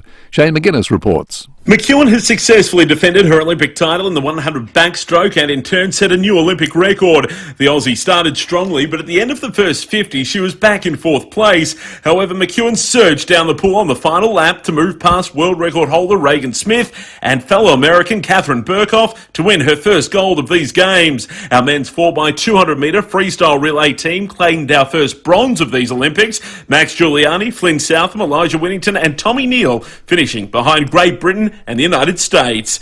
More Olympic news in sport with Tom Wren. Rex passengers in Adelaide have been thrown into disarray after the airline went into voluntary administration. So far out of Adelaide, a regional Port Lincoln flight and Brisbane, Sydney and Melbourne flights have been cancelled. Virgin Australia is offering to rebook affected customers on an equivalent flight free of charge. Chris is one of those impacted. I've got a flight tomorrow night on Rex and it's been cancelled. We're stuffed at the moment. I can't get through to Virgin, so their lines are saying they're congested and we can't get through. Landslides in southern India have killed at least 120 people and trapped dozens more. Rescue operations in the state of Kerala are being hindered by heavy rain and the collapse of a key bridge. A driver was caught at extreme speed at Oakbank last night. Senior Constable Matt Brown says his Holden Commodore was clocked at more than double the speed limit. Police detected the Holden Commodore travelling at 166 k's an hour in an 80 k zone on Nairn Road at Oakbank, so the driver, a 28-year-old Woodside man, was issued a 12-month immediate loss of licence notice. His car was impounded for 28 days. So he was reported for driving at an extreme speed and will receive a summons to appear in court at a later date. Collingwood Football Club's vowing to fight fresh racism allegations levelled at their chief executive Craig Kelly. The club's former head of its First Nations programs has made a series of untested claims as part of a court application against his dismissal. Magpies say they have always acted lawfully and will defend the matter. Babies with peanut allergies are being given a daily dose of peanut powder to help them overcome the condition. The treatment is being offered free to children under the age of 12 months through 10 hospitals across the country. They'll receive carefully planned amounts of the powder to build up their tolerance to the allergen. Now turning to 5AA Sport, Good morning, Tom Wren. And a very good morning to you as well, Graham. As we heard a little earlier, Kaylee McEwen has recorded a personal best time in the pool in Paris to secure another Olympic gold for Australia. The 23-year-old beat out American rival Regan Smith to defend her 100-metre backstroke title from Tokyo. Kaylee's stepbrother Lachlan says he's over the moon. All I remember is just her being neck and neck in that last 10 metres, just lifting like she always does and getting her head on the wall first. But so proud, such a legend. Yeah, it was outstanding. Jess Fox, meantime's on track for another medal in the canoe at the Paris Olympics. 9 Radio's Clinton Maynard reports. Australia's golden girl at the Rapids won the C1 in Tokyo. Now she's well placed for a repeat performance. Just a couple of days ago, she won gold in the K1 here. Now she's qualified second fastest for tomorrow's semi-finals. There was a change to the schedule and a much bigger delay between her two runs because of the threat of storms. There are severe storm warnings for much of the country and it remains scorching in Paris.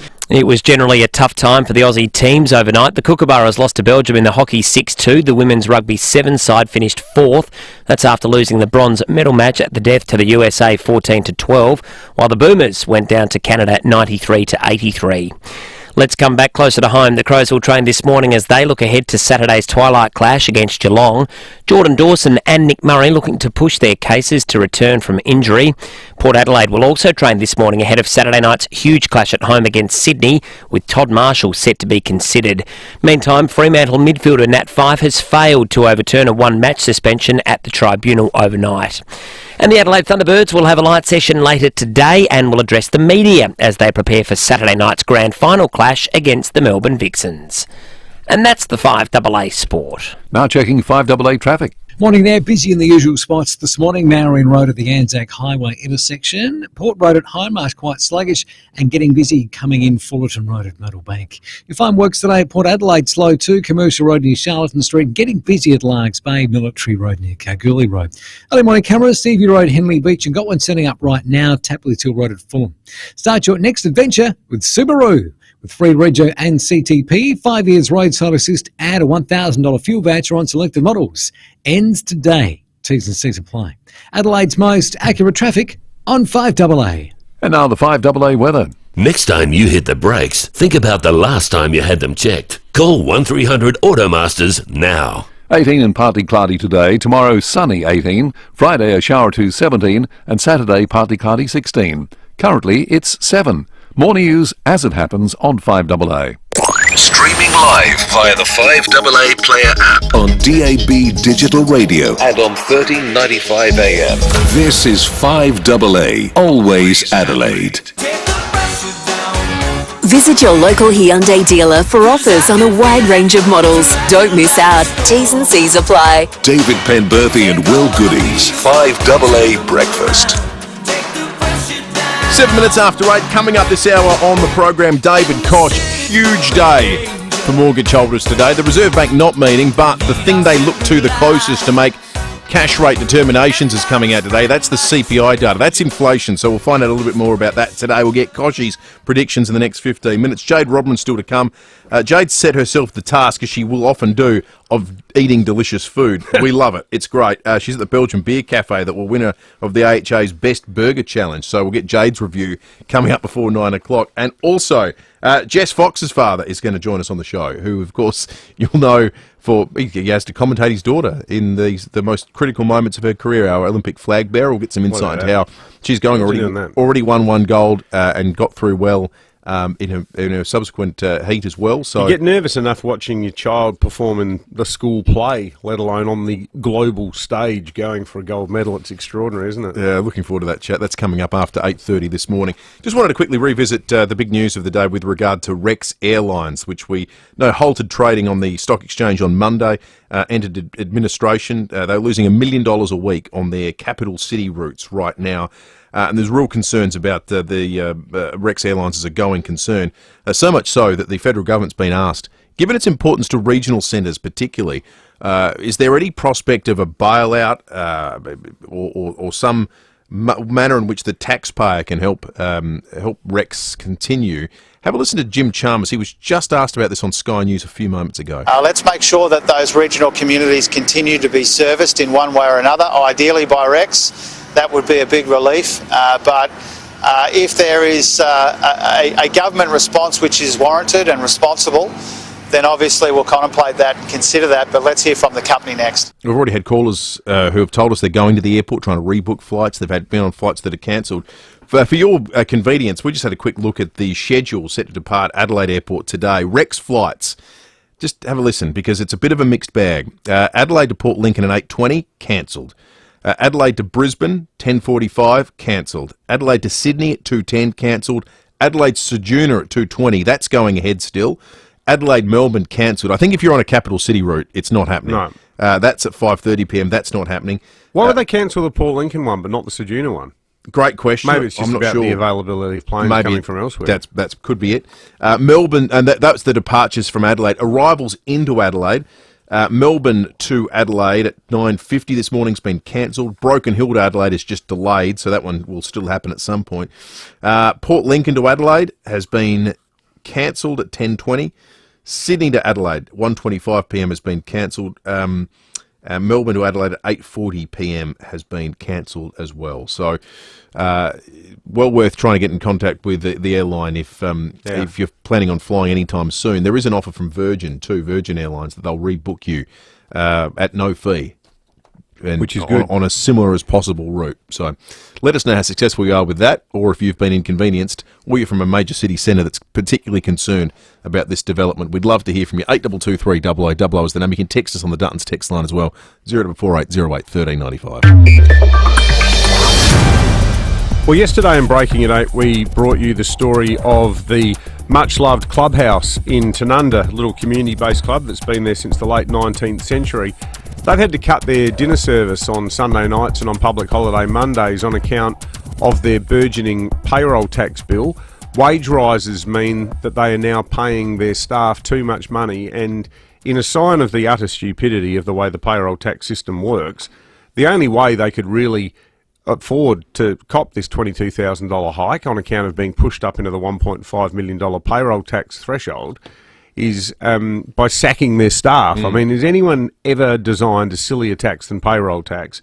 Well, they're not doing that mercifully. They are cutting services, however. Have a bit of a listen now to some of our chat yesterday with Jack Ferret, the General Manager. Look, enough's enough. You try and do a budget today, which we always try to do budgets a year in front like all good businesses do. It's near on impossible with all these rising costs coming along, and then you get, it's not only the 25,000 payroll tax we have to find this year, the wages went up 3.75%. And I understand that wages have to go up and we have to budget accordingly to give those wage increases, but that's an extra $85,000 we've got to find just to maintain a bottom line. Now, that's a lot of money. Yeah. That's a lot of years, 85,000, and 25,000 of it, it's just hard to justify. Like everybody I've spoken to says, how do they justify this to the government? Where did this damn thing originate? Where did it originate and why? I'd like someone from the government, I'd challenge the government to come out and tell us. We haven't yet heard from the government, but one person who was listening to that interview with Jack Ferret yesterday was Heidi Girolamo from the State Opposition. Heidi's the Shadow Minister for the Circular Economy, and she joins us now. Heidi, good morning, and thanks for your time. I wasn't aware, but the opposition has actually got a policy position on this, which would reduce the payroll tax burden on a lot of small and medium businesses. Yeah, absolutely, and thank you for having me on today. The opposition came out before the state budget to call on the government to increase the threshold for payroll tax from 1.5 million to 2.1 million, and also for payroll tax not to be payable for trainees and apprentices as well, because we believe that this tax is an absolute handbrake on businesses, and we feel for businesses like Jack out in Tanunda that it really is going to prevent people wanting to take on extra employees or having to cut back on services. It's a huge shock for businesses when all of a sudden they've gone from paying no payroll tax to getting a whopping great big bill of $25,000 or more. And the government has the opportunity to be able to lift this threshold. It's been called upon by the SA Chamber of Commerce. We certainly were pushing for it before the budget in my capacity as Shadow Finance Minister and Tax Reform as well, to make sure that we are putting businesses in the best position possible. It is the hardest time for businesses at the moment.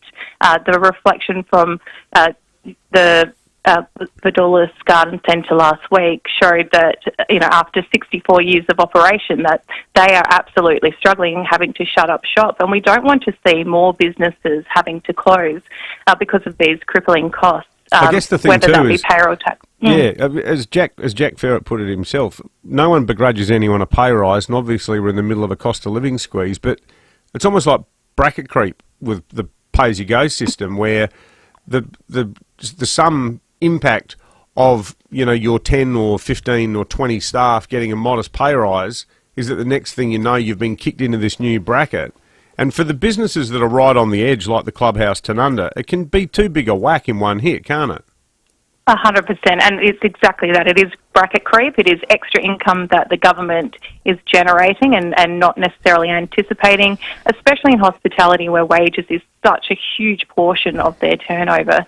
It really is causing a huge impact, particularly in hospitality and other industries as well. And it could be fixed by Peter Malinauskas and Stephen Mulligan coming forward and lifting the threshold, which is something we're calling upon, and if they don't, it's certainly a key policy going into the election in 2026. What would be, just finally, what would be your answer, the opposition's answer, though, to those who say, well, you can't have it both ways. You can't be saying, oh, we need more hospital beds, we need road black spot funding, we need this, we need that. Would it leave too big a hole in Treasury coffers if you went down this 2.1 million path? No, I think at the moment they're generating so much more income that's coming through. I think the opportunity would be so much better for people to be able to take on that extra employee and to be able to make sure that the economy can thrive, rather than people having to not take on that employee. I think the impact of that is greater than foregoing income that they weren't anticipating in the first place. It is because of this massive bracket creep that these small businesses, individual businesses, are having to pay such substantial amounts of payroll tax. Heidi Girolamo there for Breaking at 8. Thank you. Thank you. I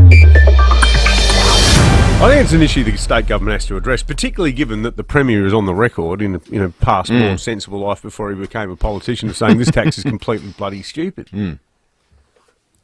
Because, you can't stand up with the budget papers saying, oh, we're going so well, when so much of the extra revenue that they got is from two things. One, a red-hot property market, and two, the fact that wage growth has pushed more people into this puts more businesses into that category. It's hard to imagine that there isn't an alternative revenue stream that could be crafted that brings an equivalent amount of money into the budget, but that doesn't directly penalise employment. What is it, though? Isn't almost anything better than focusing on employment? Yeah. Well, yes. It's the dumb. It is so stupid. Whether it's about turnover or square meterage or come up with anything. I think anything's better than saying it's a head count. It's a value of your head count. Anyway, Sue from South Clinton's got a thought on this. Morning to you, Sue. Hi, on the payroll tax, every time that there's a CPI increase, why cannot the threshold go up by that same percentage so everybody stays in the same bracket? Wouldn't that be nice? Indexing. Well, they do it in ways that generally punish us and not ways that are to our betterment. That's generally how indexing works. Yeah, that's right. That would work for everybody, one would think. Yeah, well, they could do that with income tax brackets as well. That'd be good. Good call, Steve. It's good having everyone bumping up all the time, business or individual. Andrew, good morning. Good morning, how are you? Good, thanks, Andrew. David, you should remember this from Canberra. Meg Lees is to blame for all this with stamp duty and payroll tax.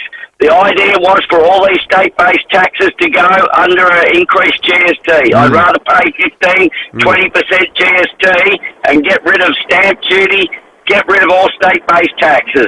Yep, I remember it well. That was the whole point, wasn't it? 1998.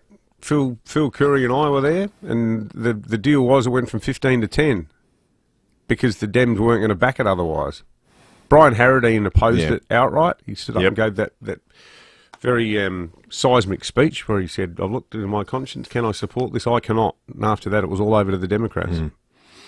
Keep the thoughts coming in. Dutton's a third-generation family-owned dealership with over 70 years' experience. Dutton's, they're easy to do business with. Give us the tea, Adelaide. Yeah, you give us the tea, we'll give you a toaster, I think it is. No, it's not a toaster. What is it? Well, if you think that's a toaster, you're in more trouble domestically than I thought you were. No, that is a mixer. It's a mixer. Sorry, I saw the box out. Don't try to put the bread in there. Yeah, okay. That's no good. Gotta go flying. We make bread crumbs, perhaps. I saw the box and I tried to have a guess when they were handing it around out there. No, okay. You could make a custard for a bread and butter pudding. Now you're talking. So we've got a mixer to give away. Building or renovating, your first choice should be visiting the Smeg showroom at Debney Distributors. Taste the difference with Smeg. If you've got a rumour for us, you can remain totally anonymous. Whatever you've heard, big, small, the world of sport, entertainment, silly, business, stupid, local profound, community stuff, trivial. Local government's always good too. Local government. 82230000 or Dutton's text line, but a caller will win the mixer. Someone texted in before saying the Onkaparinga Council has shut down all these public cricket nets on some sort of personal liability grounds. No. Yeah. Seriously? Yeah. Someone down in Onka. So if they'd rung in with that, they probably would have won themselves a mixer. I know. Well, they always can ring in. That can't be true, can it? Ben's heard a rumour that you're going to be doing your ribbon routine next week. That's not happening. To the whole 9 minutes of Metallica's Master of Puppets. That's not going to happen. I'm telling you right now. Oh, excellent. Okay, we're going to check traffic. We're going to have a quick That's break. A rumour. We're going to come back with David Koch in just a moment. No, the rumour's been busted. Thanks to Luba House, the leaders in transforming your outdoor space in a great entertainment area with an opening and closing roof. Thanks, Will. Busy in a few spots this morning already. Robe Terrace, North Adelaide, Henley Beach Road heading to the city, and pretty slow at the moment, Grand Junction Road just near Hanson Road. Works at Port Adelaide to look out for, Commercial Road near Charlton Street with early morning cameras, Hallett Road, Stonyfell, and got one right now at Tapley's Hill Road at Fulham. Harris Scarf has massive deals for their friends. Save 60% off full-price robot vacuums. Conditions apply. Harris Scarf, great brands, great prices. Adelaide's most accurate traffic on 5AA. The 5AA Sports Show. Stephen Rowe and Tim Jennifer. Hey, you guys, you haven't mentioned about Stengel. Question I have here is if he collapsed at a nightclub, should he be out with concussion this weekend? That is a really, really good text. He can't play this week. Whether he trained again, and he did, and he's on the training track and he's recovered because of the look of the game. The 5AA Sports Show. He cannot play this week. He cannot play this week. Weekdays from 4 p.m. on 5AA. Always Adelaide.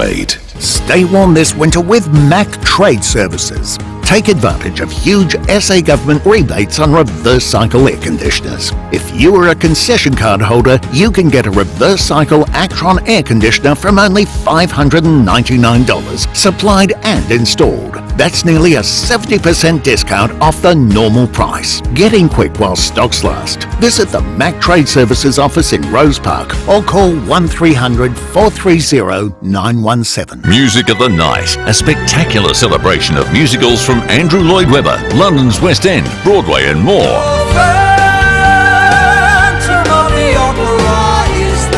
Music of the Night, coming to Her Majesty's Theatre, Adelaide, Saturday, August 10 at 2 p.m. Tickets on sale now. Don't miss it. Book at ticketek.com.au. Enjoy this sensational 2-hour matinee performance at Her Majesty's Theatre, Adelaide, 2 p.m. Saturday, August 10. Book now. In Adelaide, with weather as low as 1 and 2 degrees we've had recently, we do winter properly. And considering there's still a fair bit of winter to go, it might be worth upgrading the things that keep you warm. Good advice, be it heaters, hot water systems, gas space heating, lighting or switchboard maintenance. Precise Plumbing and Electrical have got you covered so you won't feel the cold. With a range of specials, free quotes and no obligation fixed pricing, now's the time to give Precise Plumbing and Electrical a call. Their priority is your warmth all winter long, plus they offer a lifetime workmanship warranty. With 700 plus reviews and an average of 4.9 stars, you're in safe hands with Precise Plumbing and Electrical. Give them a call on 1300 700 200. That's 1300 700 200. Don't just get a forklift, get a Toyota forklift. Deliver more with Toyota, the world's #1 forklift brand. Choose from a great range including pallet jacks, walkie stackers and reach forklifts, right up to their leading Toyota counterbalance forklifts. Legendary reliability and safety with cleaner, greener electric options. Toyota can tailor the right forklift solution for you. For more, visit toyotamaterialhandling.com.au. Get a Toyota forklift. Rosanna Mangiarelli here from 7 News. Join me and Will Goodings for Adelaide's leading news hour, 7 News, tonight at 6 o'clock. Visit your local Hyundai dealer for offers on a wide range of models. Don't miss out. T's and C's apply. David Penberthy and Will Goodings, 5AA Breakfast. And they could never tear us apart. David Kosh on 5AA Breakfast.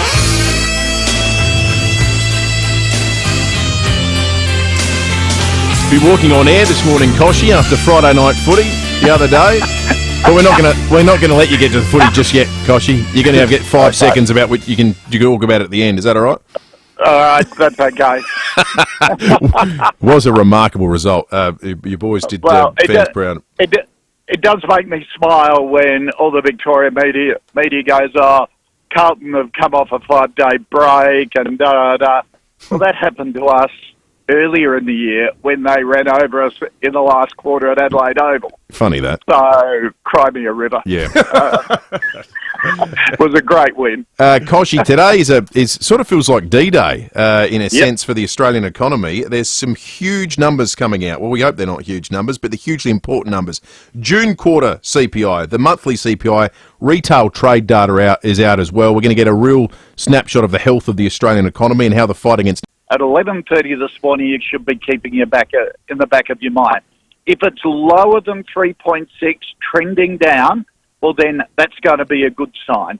If it's above 4.6 and shows that it's going to keep rising, well, the Reserve Bank will be looking hard at whether they need to move on interest rates. But, and this is a big but, I think we've got to look at the elements of the CPI figure, because a lot of these price increases are outside of our control. Australian households are doing exactly the right thing.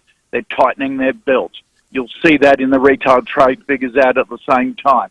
And look at all the cafes that are going out of business at the moment. People aren't spending on luxuries.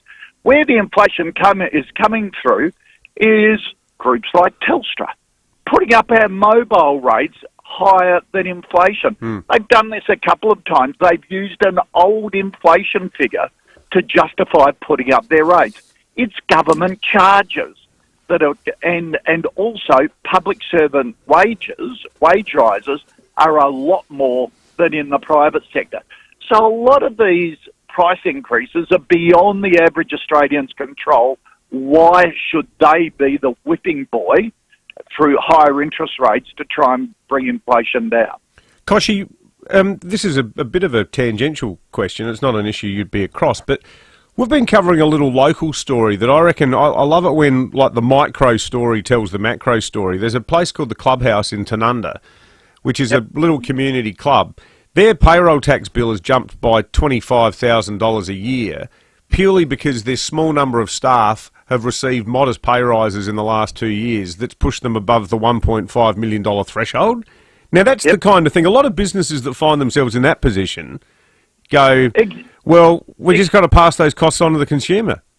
Exactly right. That's what I mean about government charges just coming through, and also pay rises. You know, governments want to be in everyone's good books and pass on pay rises. But remember, when a pay rise goes through, the government keeps a third of it, at least, in terms of, and even more if it's bracket creep. So it's not nearly making it up. So, you know, I think, and Michelle Bullock, the boss of the Reserve Bank, in very polite Reserve Bank speak, as Reserve Bank governors always do, has said a number of times over recent months, we're not the only ones that have the levers to fight inflation. Governments have those levers as well. But they're unpopular levers. Exactly right. So everyone's got to be on the same page, and the government isn't at the moment. And unfortunately, The Reserve Bank's got to do the heavy lifting, and the only lever it's got is interest rates. And we might have the prospect of a taxpayer-funded Rex bailout to deal with soon too. Well, yeah. Who would ever think of starting an airline or expanding it? I know. We don't have a great track record in this country at all. Absolutely.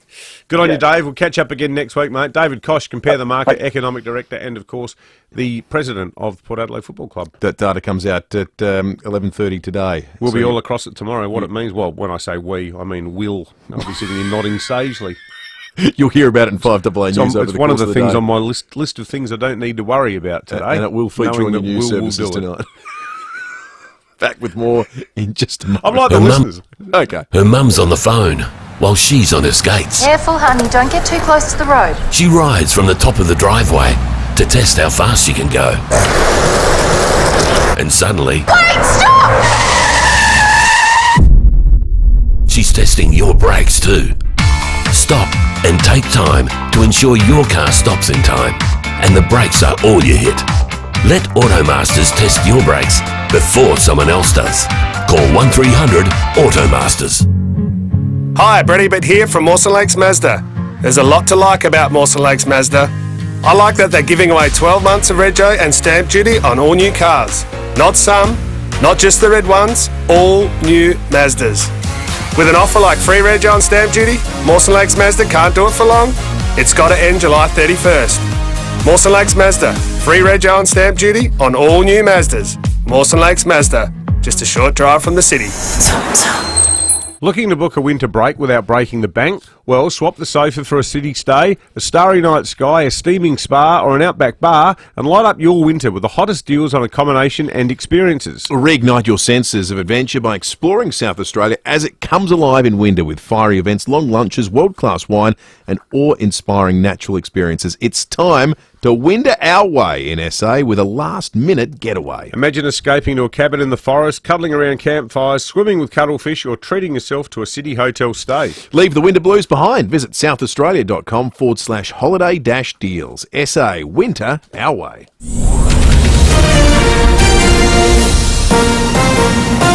This is 5AA News, always Adelaide. Partly cloudy and 18 today with the 8:30 news. I'm Graham Goodings. Hydrotherapy at Physio Extra Marion has individual sessions and classes claimable on private health and NDIS. Kaylee McEwen has made history defending her 100-metre backstroke crown with a new Olympic record. The Australian was fifth at the turn before charging home. Here comes Kaylee McEwen. She goes out after her. Lane 3, Burkhoff is there as well. Kaylee McEwen goes alongside the world record holder. Kaylee McEwen's just in front. Kaylee McEwen's going to create history. She's down to the wall. Gold, gold, gold to Australia. Audio thanks to 9 Radio. Tom Wren with more sport shortly. An electrical fault sparked a house fire at Mansfield Park last night. The blaze broke out on Hanson Road just before 6 p.m. 3 people were evacuated with one man treated for smoke inhalation. The damage bill is around $150,000. Fire cause investigators believe unauthorised rewiring is to blame. There are calls for the government to step in and save Rex as the regional carrier enters administration. The airline's grounded its fleet of Boeings with all routes to capital cities cancelled. A decision on its future is expected today. Australian Services Union Assistant National Secretary Emmeline Gasky says regional communities need the company. Communities and workers are now looking to the government to step in to ensure that people in regional areas are still going to be able to access these critically important services provided by regional airlines, as well as the good quality regional jobs that regional travel delivers in our communities. Rex's regional flights are largely unaffected. More than 800 elective surgeries have been cancelled in the past 2 months as the chronic hospital bed crisis continues. Dozens of non-urgent surgeries are being postponed every day, with almost 22,000 patients waiting for operations. It's business as usual for Carl's Jr. hamburger outlets in South Australia.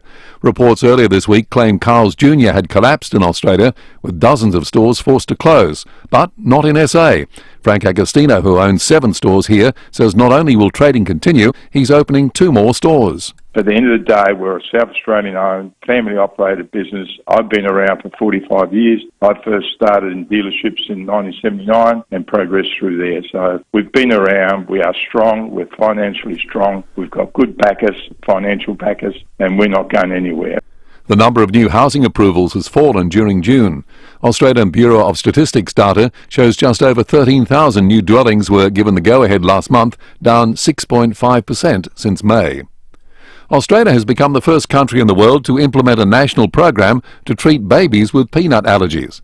The treatment is being offered free to children under the age of 12 months through 10 hospitals across the country by giving babies a daily dose of peanut powder. Director of the National Allergy Centre of Excellence, Professor Kirsten Perrott, says the treatment is hoping to change the way peanut allergies in infants are managed. From strictly avoiding the peanut to safely and slowly building tolerance to the allergen, and hopefully one day achieving remission. So it's more in keeping with the desensitisation. We do believe that this program is just the start. This program is only going to be for children under 12 months of age with peanut allergies. Now turning to 5AA Sport, here's Tom Wren. Thank you, Graham. Port Adelaide chairman David Koch says he took great delight in the side's impressive come-from-behind win against Carlton last Friday night. The victory cemented the power spot inside the top 8, and Koch has told David and Will he found the commentary and excuses for the Blues amusing. It does make me smile when all the Victoria media goes, oh, Carlton have come off a 5-day break and da-da-da. Well, that happened to us earlier in the year when they ran over us in the last quarter at Adelaide Oval. So, cry me a river. The Power host the top-of-the-table Swans on Saturday night. The Crows, meantime, will take on Geelong at GMHBA Stadium in a twilight clash, also being played on Saturday. Well, as we heard a little earlier, Kaylee McEwen has won gold in the women's 100-metre backstroke this morning to take Australia's tally to 6 gold so far in Paris. The Aussie Sharks, meantime, have made a statement in the men's water polo, upsetting Tokyo and Rio gold medalist Serbia 8-3. Co-captain Blake Edwards says they'll be confident but cautious heading into the next game against the host nation, France. I can draw on my experience from Tokyo, where we were in a similar situation, came up against Croatia, the silver medalists, and upset them. And the tournament derailed pretty quickly for us. So we'll take lessons from that, make sure that we focus on our recovery. While we celebrate it, we'll refocus. Audio there thanks to Nine. Well, Aussie boxers Yusuf Chotia, Callum Peters and Tiana Echegari have all bowed out in a tough day for our fighters. Meantime, surfing has been called off for the day in Tahiti as the swell rolling in over the reef is too big and dangerous. And that's the 5AA Sport. Thanks, Tom. Now checking 5AA traffic. G'day there, she's looking all right for the drive-in today. We're accident breakdown free. Getting busy Henley Beach Road heading into the city. Sir Donald Bradburn Drive slow near the airport. And we are quite busy at the moment to Marion Road at the Anzac Highway intersection. Works to look out for Port Adelaide Commercial Road near Charlottetown Street with a camera right now. The Esplanade semaphore. Quitting smoking is hard, but it's always hard to see emphysema and mouth cancer. Choose your hard and choose to give up for good. Visit health.gov.au/give up for good.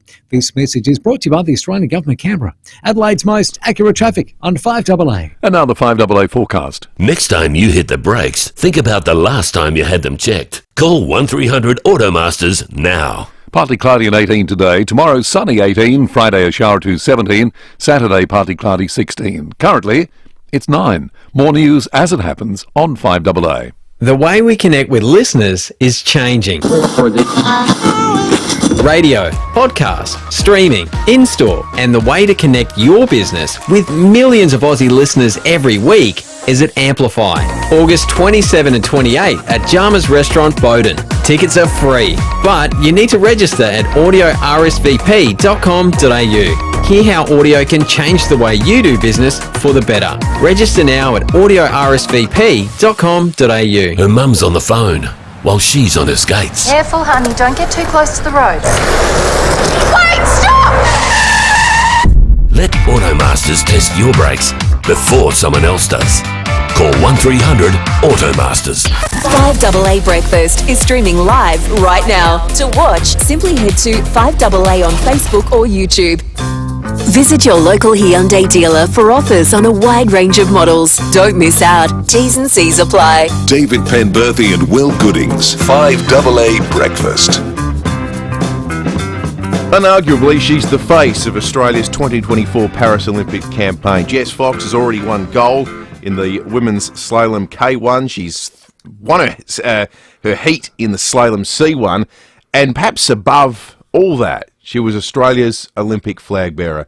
Love watching her. Her father, Richard Fox, has become, in some ways, so much part of the story after what we witnessed and heard in Tokyo. And we're delighted to have him on 5AA Breakfast in 2024. He remains part of the Channel 9 canoe slalom team in the commentary box. Richard, good morning to you. Good morning. Good morning, Adelaide. How's it going down there in winter? It's going well. Sporting in Paris. Nowhere near as exciting as it must be in Paris, Richard. Yeah, it was a hot one today, high 30s, and in the commentary with Dave Colbert, we were sweating, I can tell you. Not a pretty sight, but yeah, exciting to be here. Well, mate, speaking of sweating, the entire country here was just riding along with Jess and the entire Fox family, watching all of the other competitors in the K1 the other night to see if she could hold on to that lead. As a parent, what was it like going through that process? Well, in a way, it was. It was quite different to the Tokyo experience because in Tokyo, in the kayak, she was doing well. Essentially, she was the last boat down the course. She was leading the race, and she made a mistake at the bottom, and it was heartbreak and disappointment, and she had to come back from that. This time, she not struggled, but she slipped a bit in the semi-final. She was 8th in the semi, so she started quite early on in the final, and the strategy was just to put a big scoreboard pressure on, and she managed to do that. So then it was about the suspense, and I guess watching that, it was more, you get more caught up in the analytics of how everyone was tackling the course and being, on the commentary and sticking to that. So it didn't really sink in immediately, and it's still sinking in now. And I think, watching some of the reels of what was happening around the sort of side, on the banks and with the team and the staff, it was an incredibly intense moment. But I was with Dave Colbert in the commentary, and we still had a job to do. So we did, we had to commentate on, the reigning Olympic champion. She was the last to start. She was pretty much equal or ahead or just behind Jess, and then she stumbled just before the finish, and that was what gave Jess the gold, really. But the Polish athlete, Swolinska, she had an incredible run and just lost a little bit of time right at the end too. So there was a lot of tension and drama around that. But yeah, I was more caught up in calling the race, and then afterwards it was another wow moment, and just so glad I was there in the stands and able to catch up after. It's probably unkind to ask you in a career of things that she's made you proud of. What makes you the proudest? But I'll ask it this way: Where did being the Australian sport flag bearer rate for you as a parent? Yeah, it was interesting. In the intro, you sort of said maybe above all of the achievements, the flag bearer. I think that's a big deal. It's about more than what you achieve in your sport, whatever that is. It's about who you are as a person, how you carry yourself, what you represent to the team and to the Australian people. So, I think that's, it's a magnificent accolade. And I know that when Anna Mears talked to Jess about it, she didn't hesitate. She knew she would have to race the next day and the day after. And so, yes, to me, that was a very proud moment. And then the announcement of that was actually, it was a wonderful occasion, and it was so well managed and meaningful, and that was the Wednesday, and then the opening ceremony is a celebration of that. But no, it was a big moment. How do you compare it? How do you measure it? I don't know, because as an athlete, as a sports person, that's all well and good, but what you want to do is win. Yes. If you're at that level as well. So it's very different, but it's a very powerful, and it's such an honour and a privilege. And the other thing is you only get one shot. Nobody says, "Oh, you carried the flag really well. We'll ask you back." You do it once. So, and you don't say no. You don't kind of go, "Can I do it next time?" So I'm so happy for her that she was able to accept that. And, she was offered it and able to accept it. And then that she followed it up with such a great performance, because there was no doubt then that she'd made the right choice, and so had Anna Mears in choosing her. Richard, she seems like an incredibly grounded young woman, your daughter. Not a skerrick of big-headedness or brashness about her. The reality of winning a gold medal, though, is that your life can change pretty quickly in terms of your marketability, all the advertising people that are going to come chasing sports contracts and everything else. Is that something that you as a parent have thought of or even discussed with her, or do you just think, given her really nice natural personality, she's going to take all of that in stride? Well, she has people who are much better qualified than her dad to take care of those things around her. And, she's been in the game for some time. So, look, I think it is an important part. Those athletes, they get a lot of support, obviously, from the federal government through the national federations and through the state governments and institutes of sport. So, that helps with a lot of things. But then, at 30 years old, which is where Jess is at, it's your job, it's your career, it's your future. And so I think she's conscious of that too, and she's got a good management team around her, and hopefully the Paris Games won't harm her future prospects. But it's an important part of the whole, I think, and some of those sponsors have, really, encouraged and supported her along the way. But really, it is important to say that from the performance side, what the government does and what Paddle Australia does is, put a team around, an athlete with a coach, Miriam as the coach, and you've got everything, sports science and strength and conditioning, data, analytics, physio.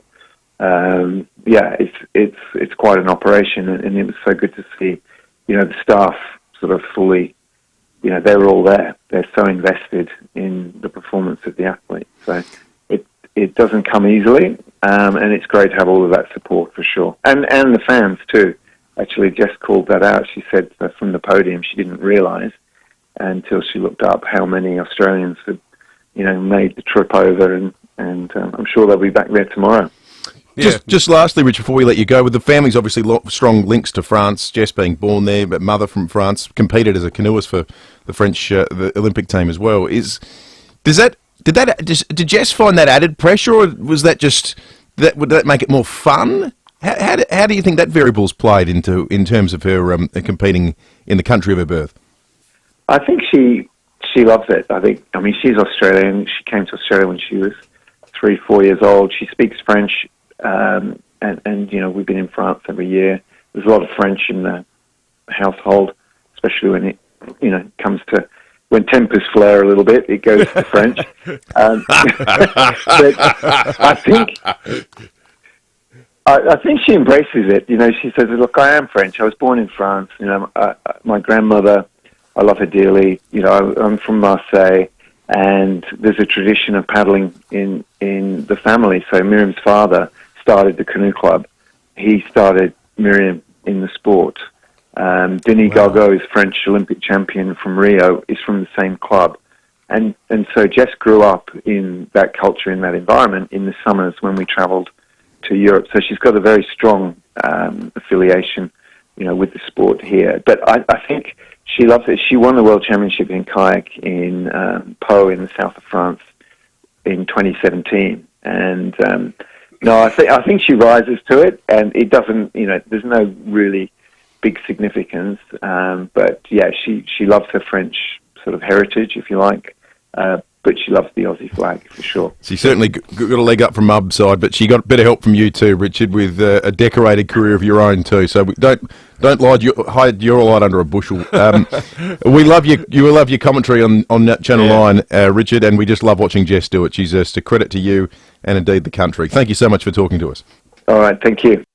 All right, it's 12 minutes to 9. A reminder, the Undie Drive is back next week. And we're, of course, throwing our support behind Catherine House and Hutt Street Centre. You can donate now at 5AA And this year there are more ways than ever to get involved, and often it involves you walking away with good stuff. Yeah. Well, the other thing too is if you're running a business, yes, it involves you walking away with good stuff in the form of mass public accolades from us. Often inaccurate. Yeah. Oh, we don't care. We will fake news. How many blemishes there are on your... don't worry about what your online reviews are. But we suspend all judgment for the undie drive. Yeah. You donate to this cause. This donation just in from Rex Airlines. The good people at Enron have chipped in. Yeah, it was a bit overblown, that whole oil spill thing. Yeah, Exxon. Exxon Valdez. Exxon Valdez.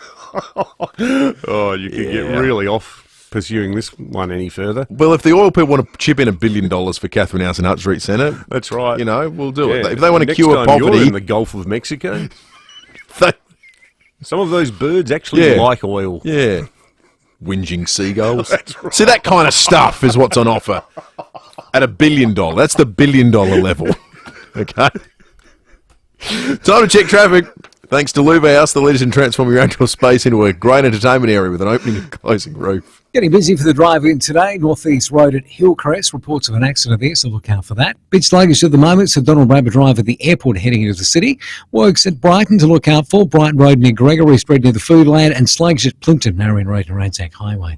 Cameras Victoria Road, Largs North, and West Beach Road at West Beach. Winter, our way, with a last-minute getaway. Romance the cold with the hottest deals on accommodation and experiences. Visit southaustralia.com/holiday-deals. Adelaide's most accurate traffic on 5AA.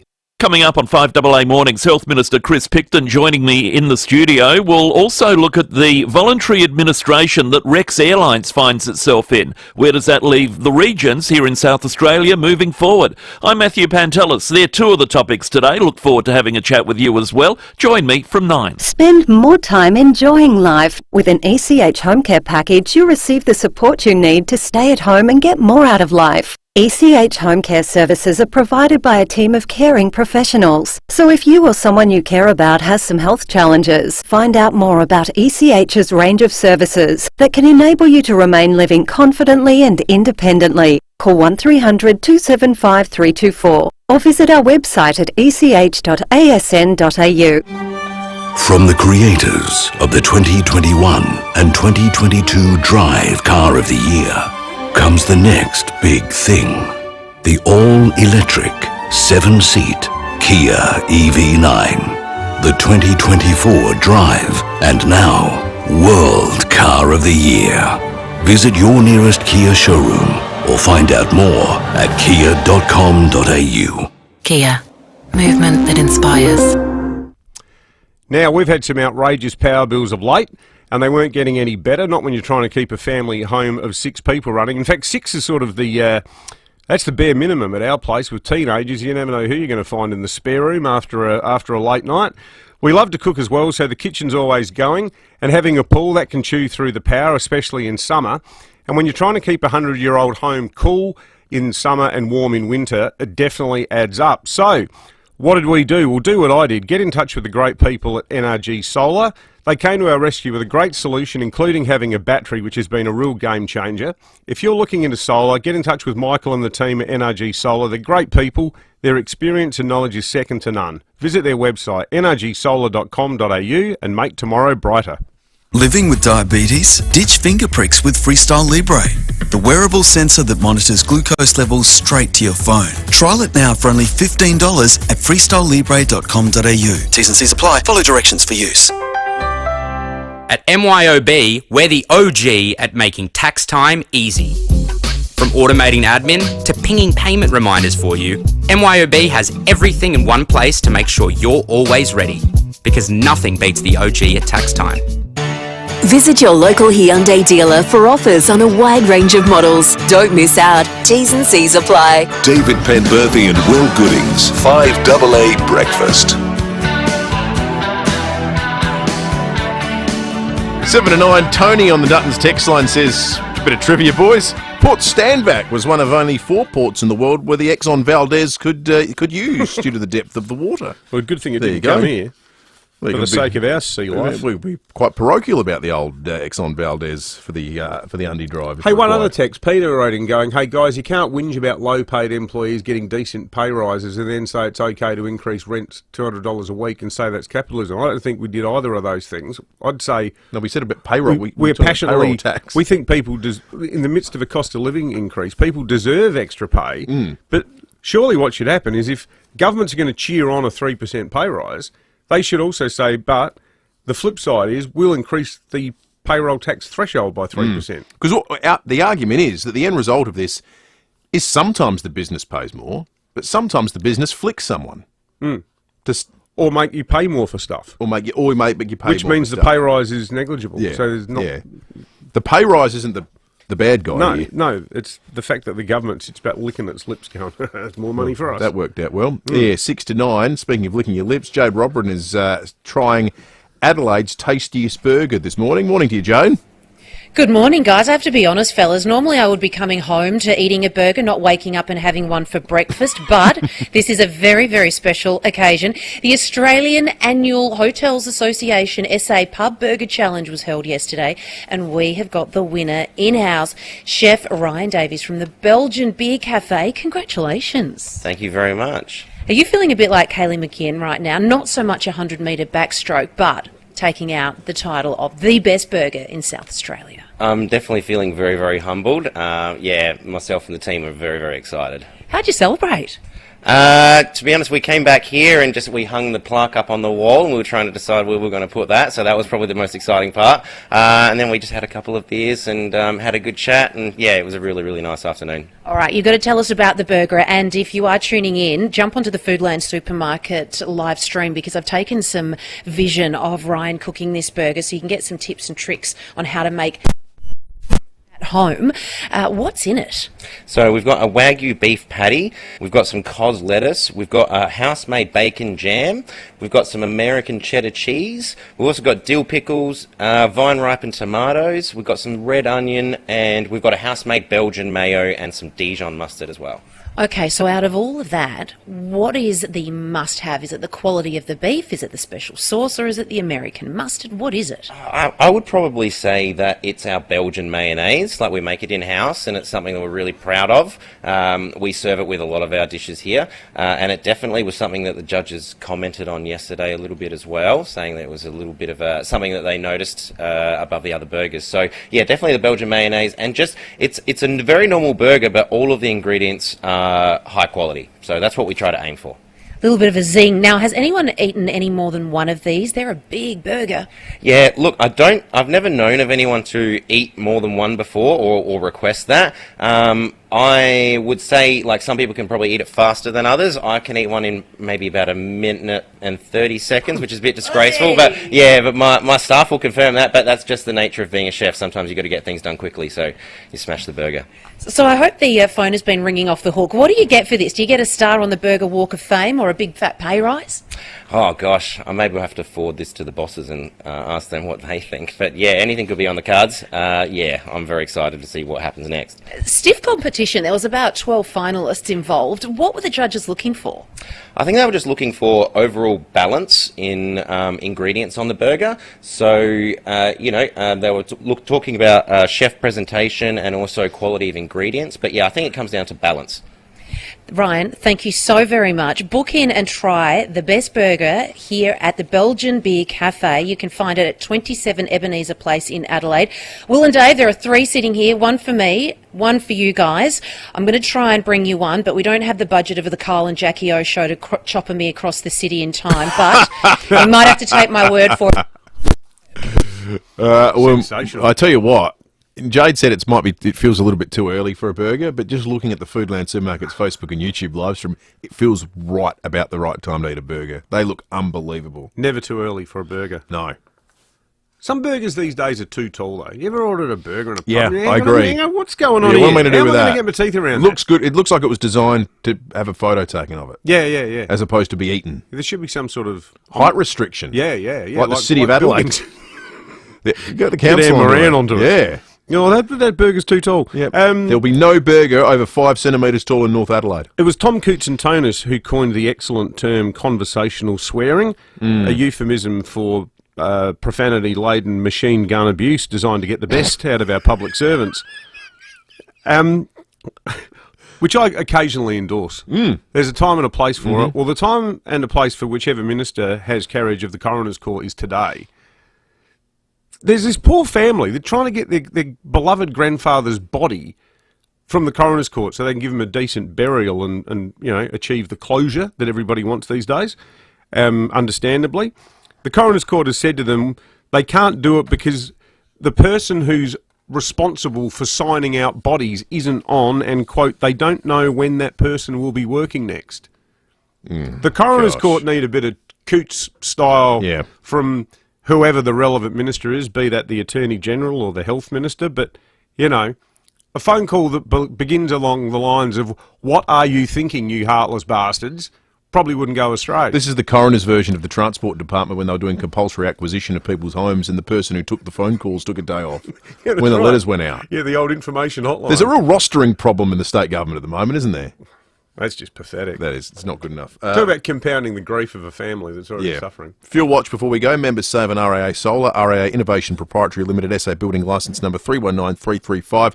The Kilburn on the Run was the cheapest, $1.65. Goodwood Mobile X Convenience, not bad, $1.67. As is the one in Torrensville at $1.67. The cheapest diesel is at $1.77. That's the Hindmarsh, the Mobile X Convenience there. We're out of time. Matt Pantelis is coming up. We'll see you tomorrow from 6. Catch all the action from the Olympic Games in Paris as 5AA brings you Nine's coverage live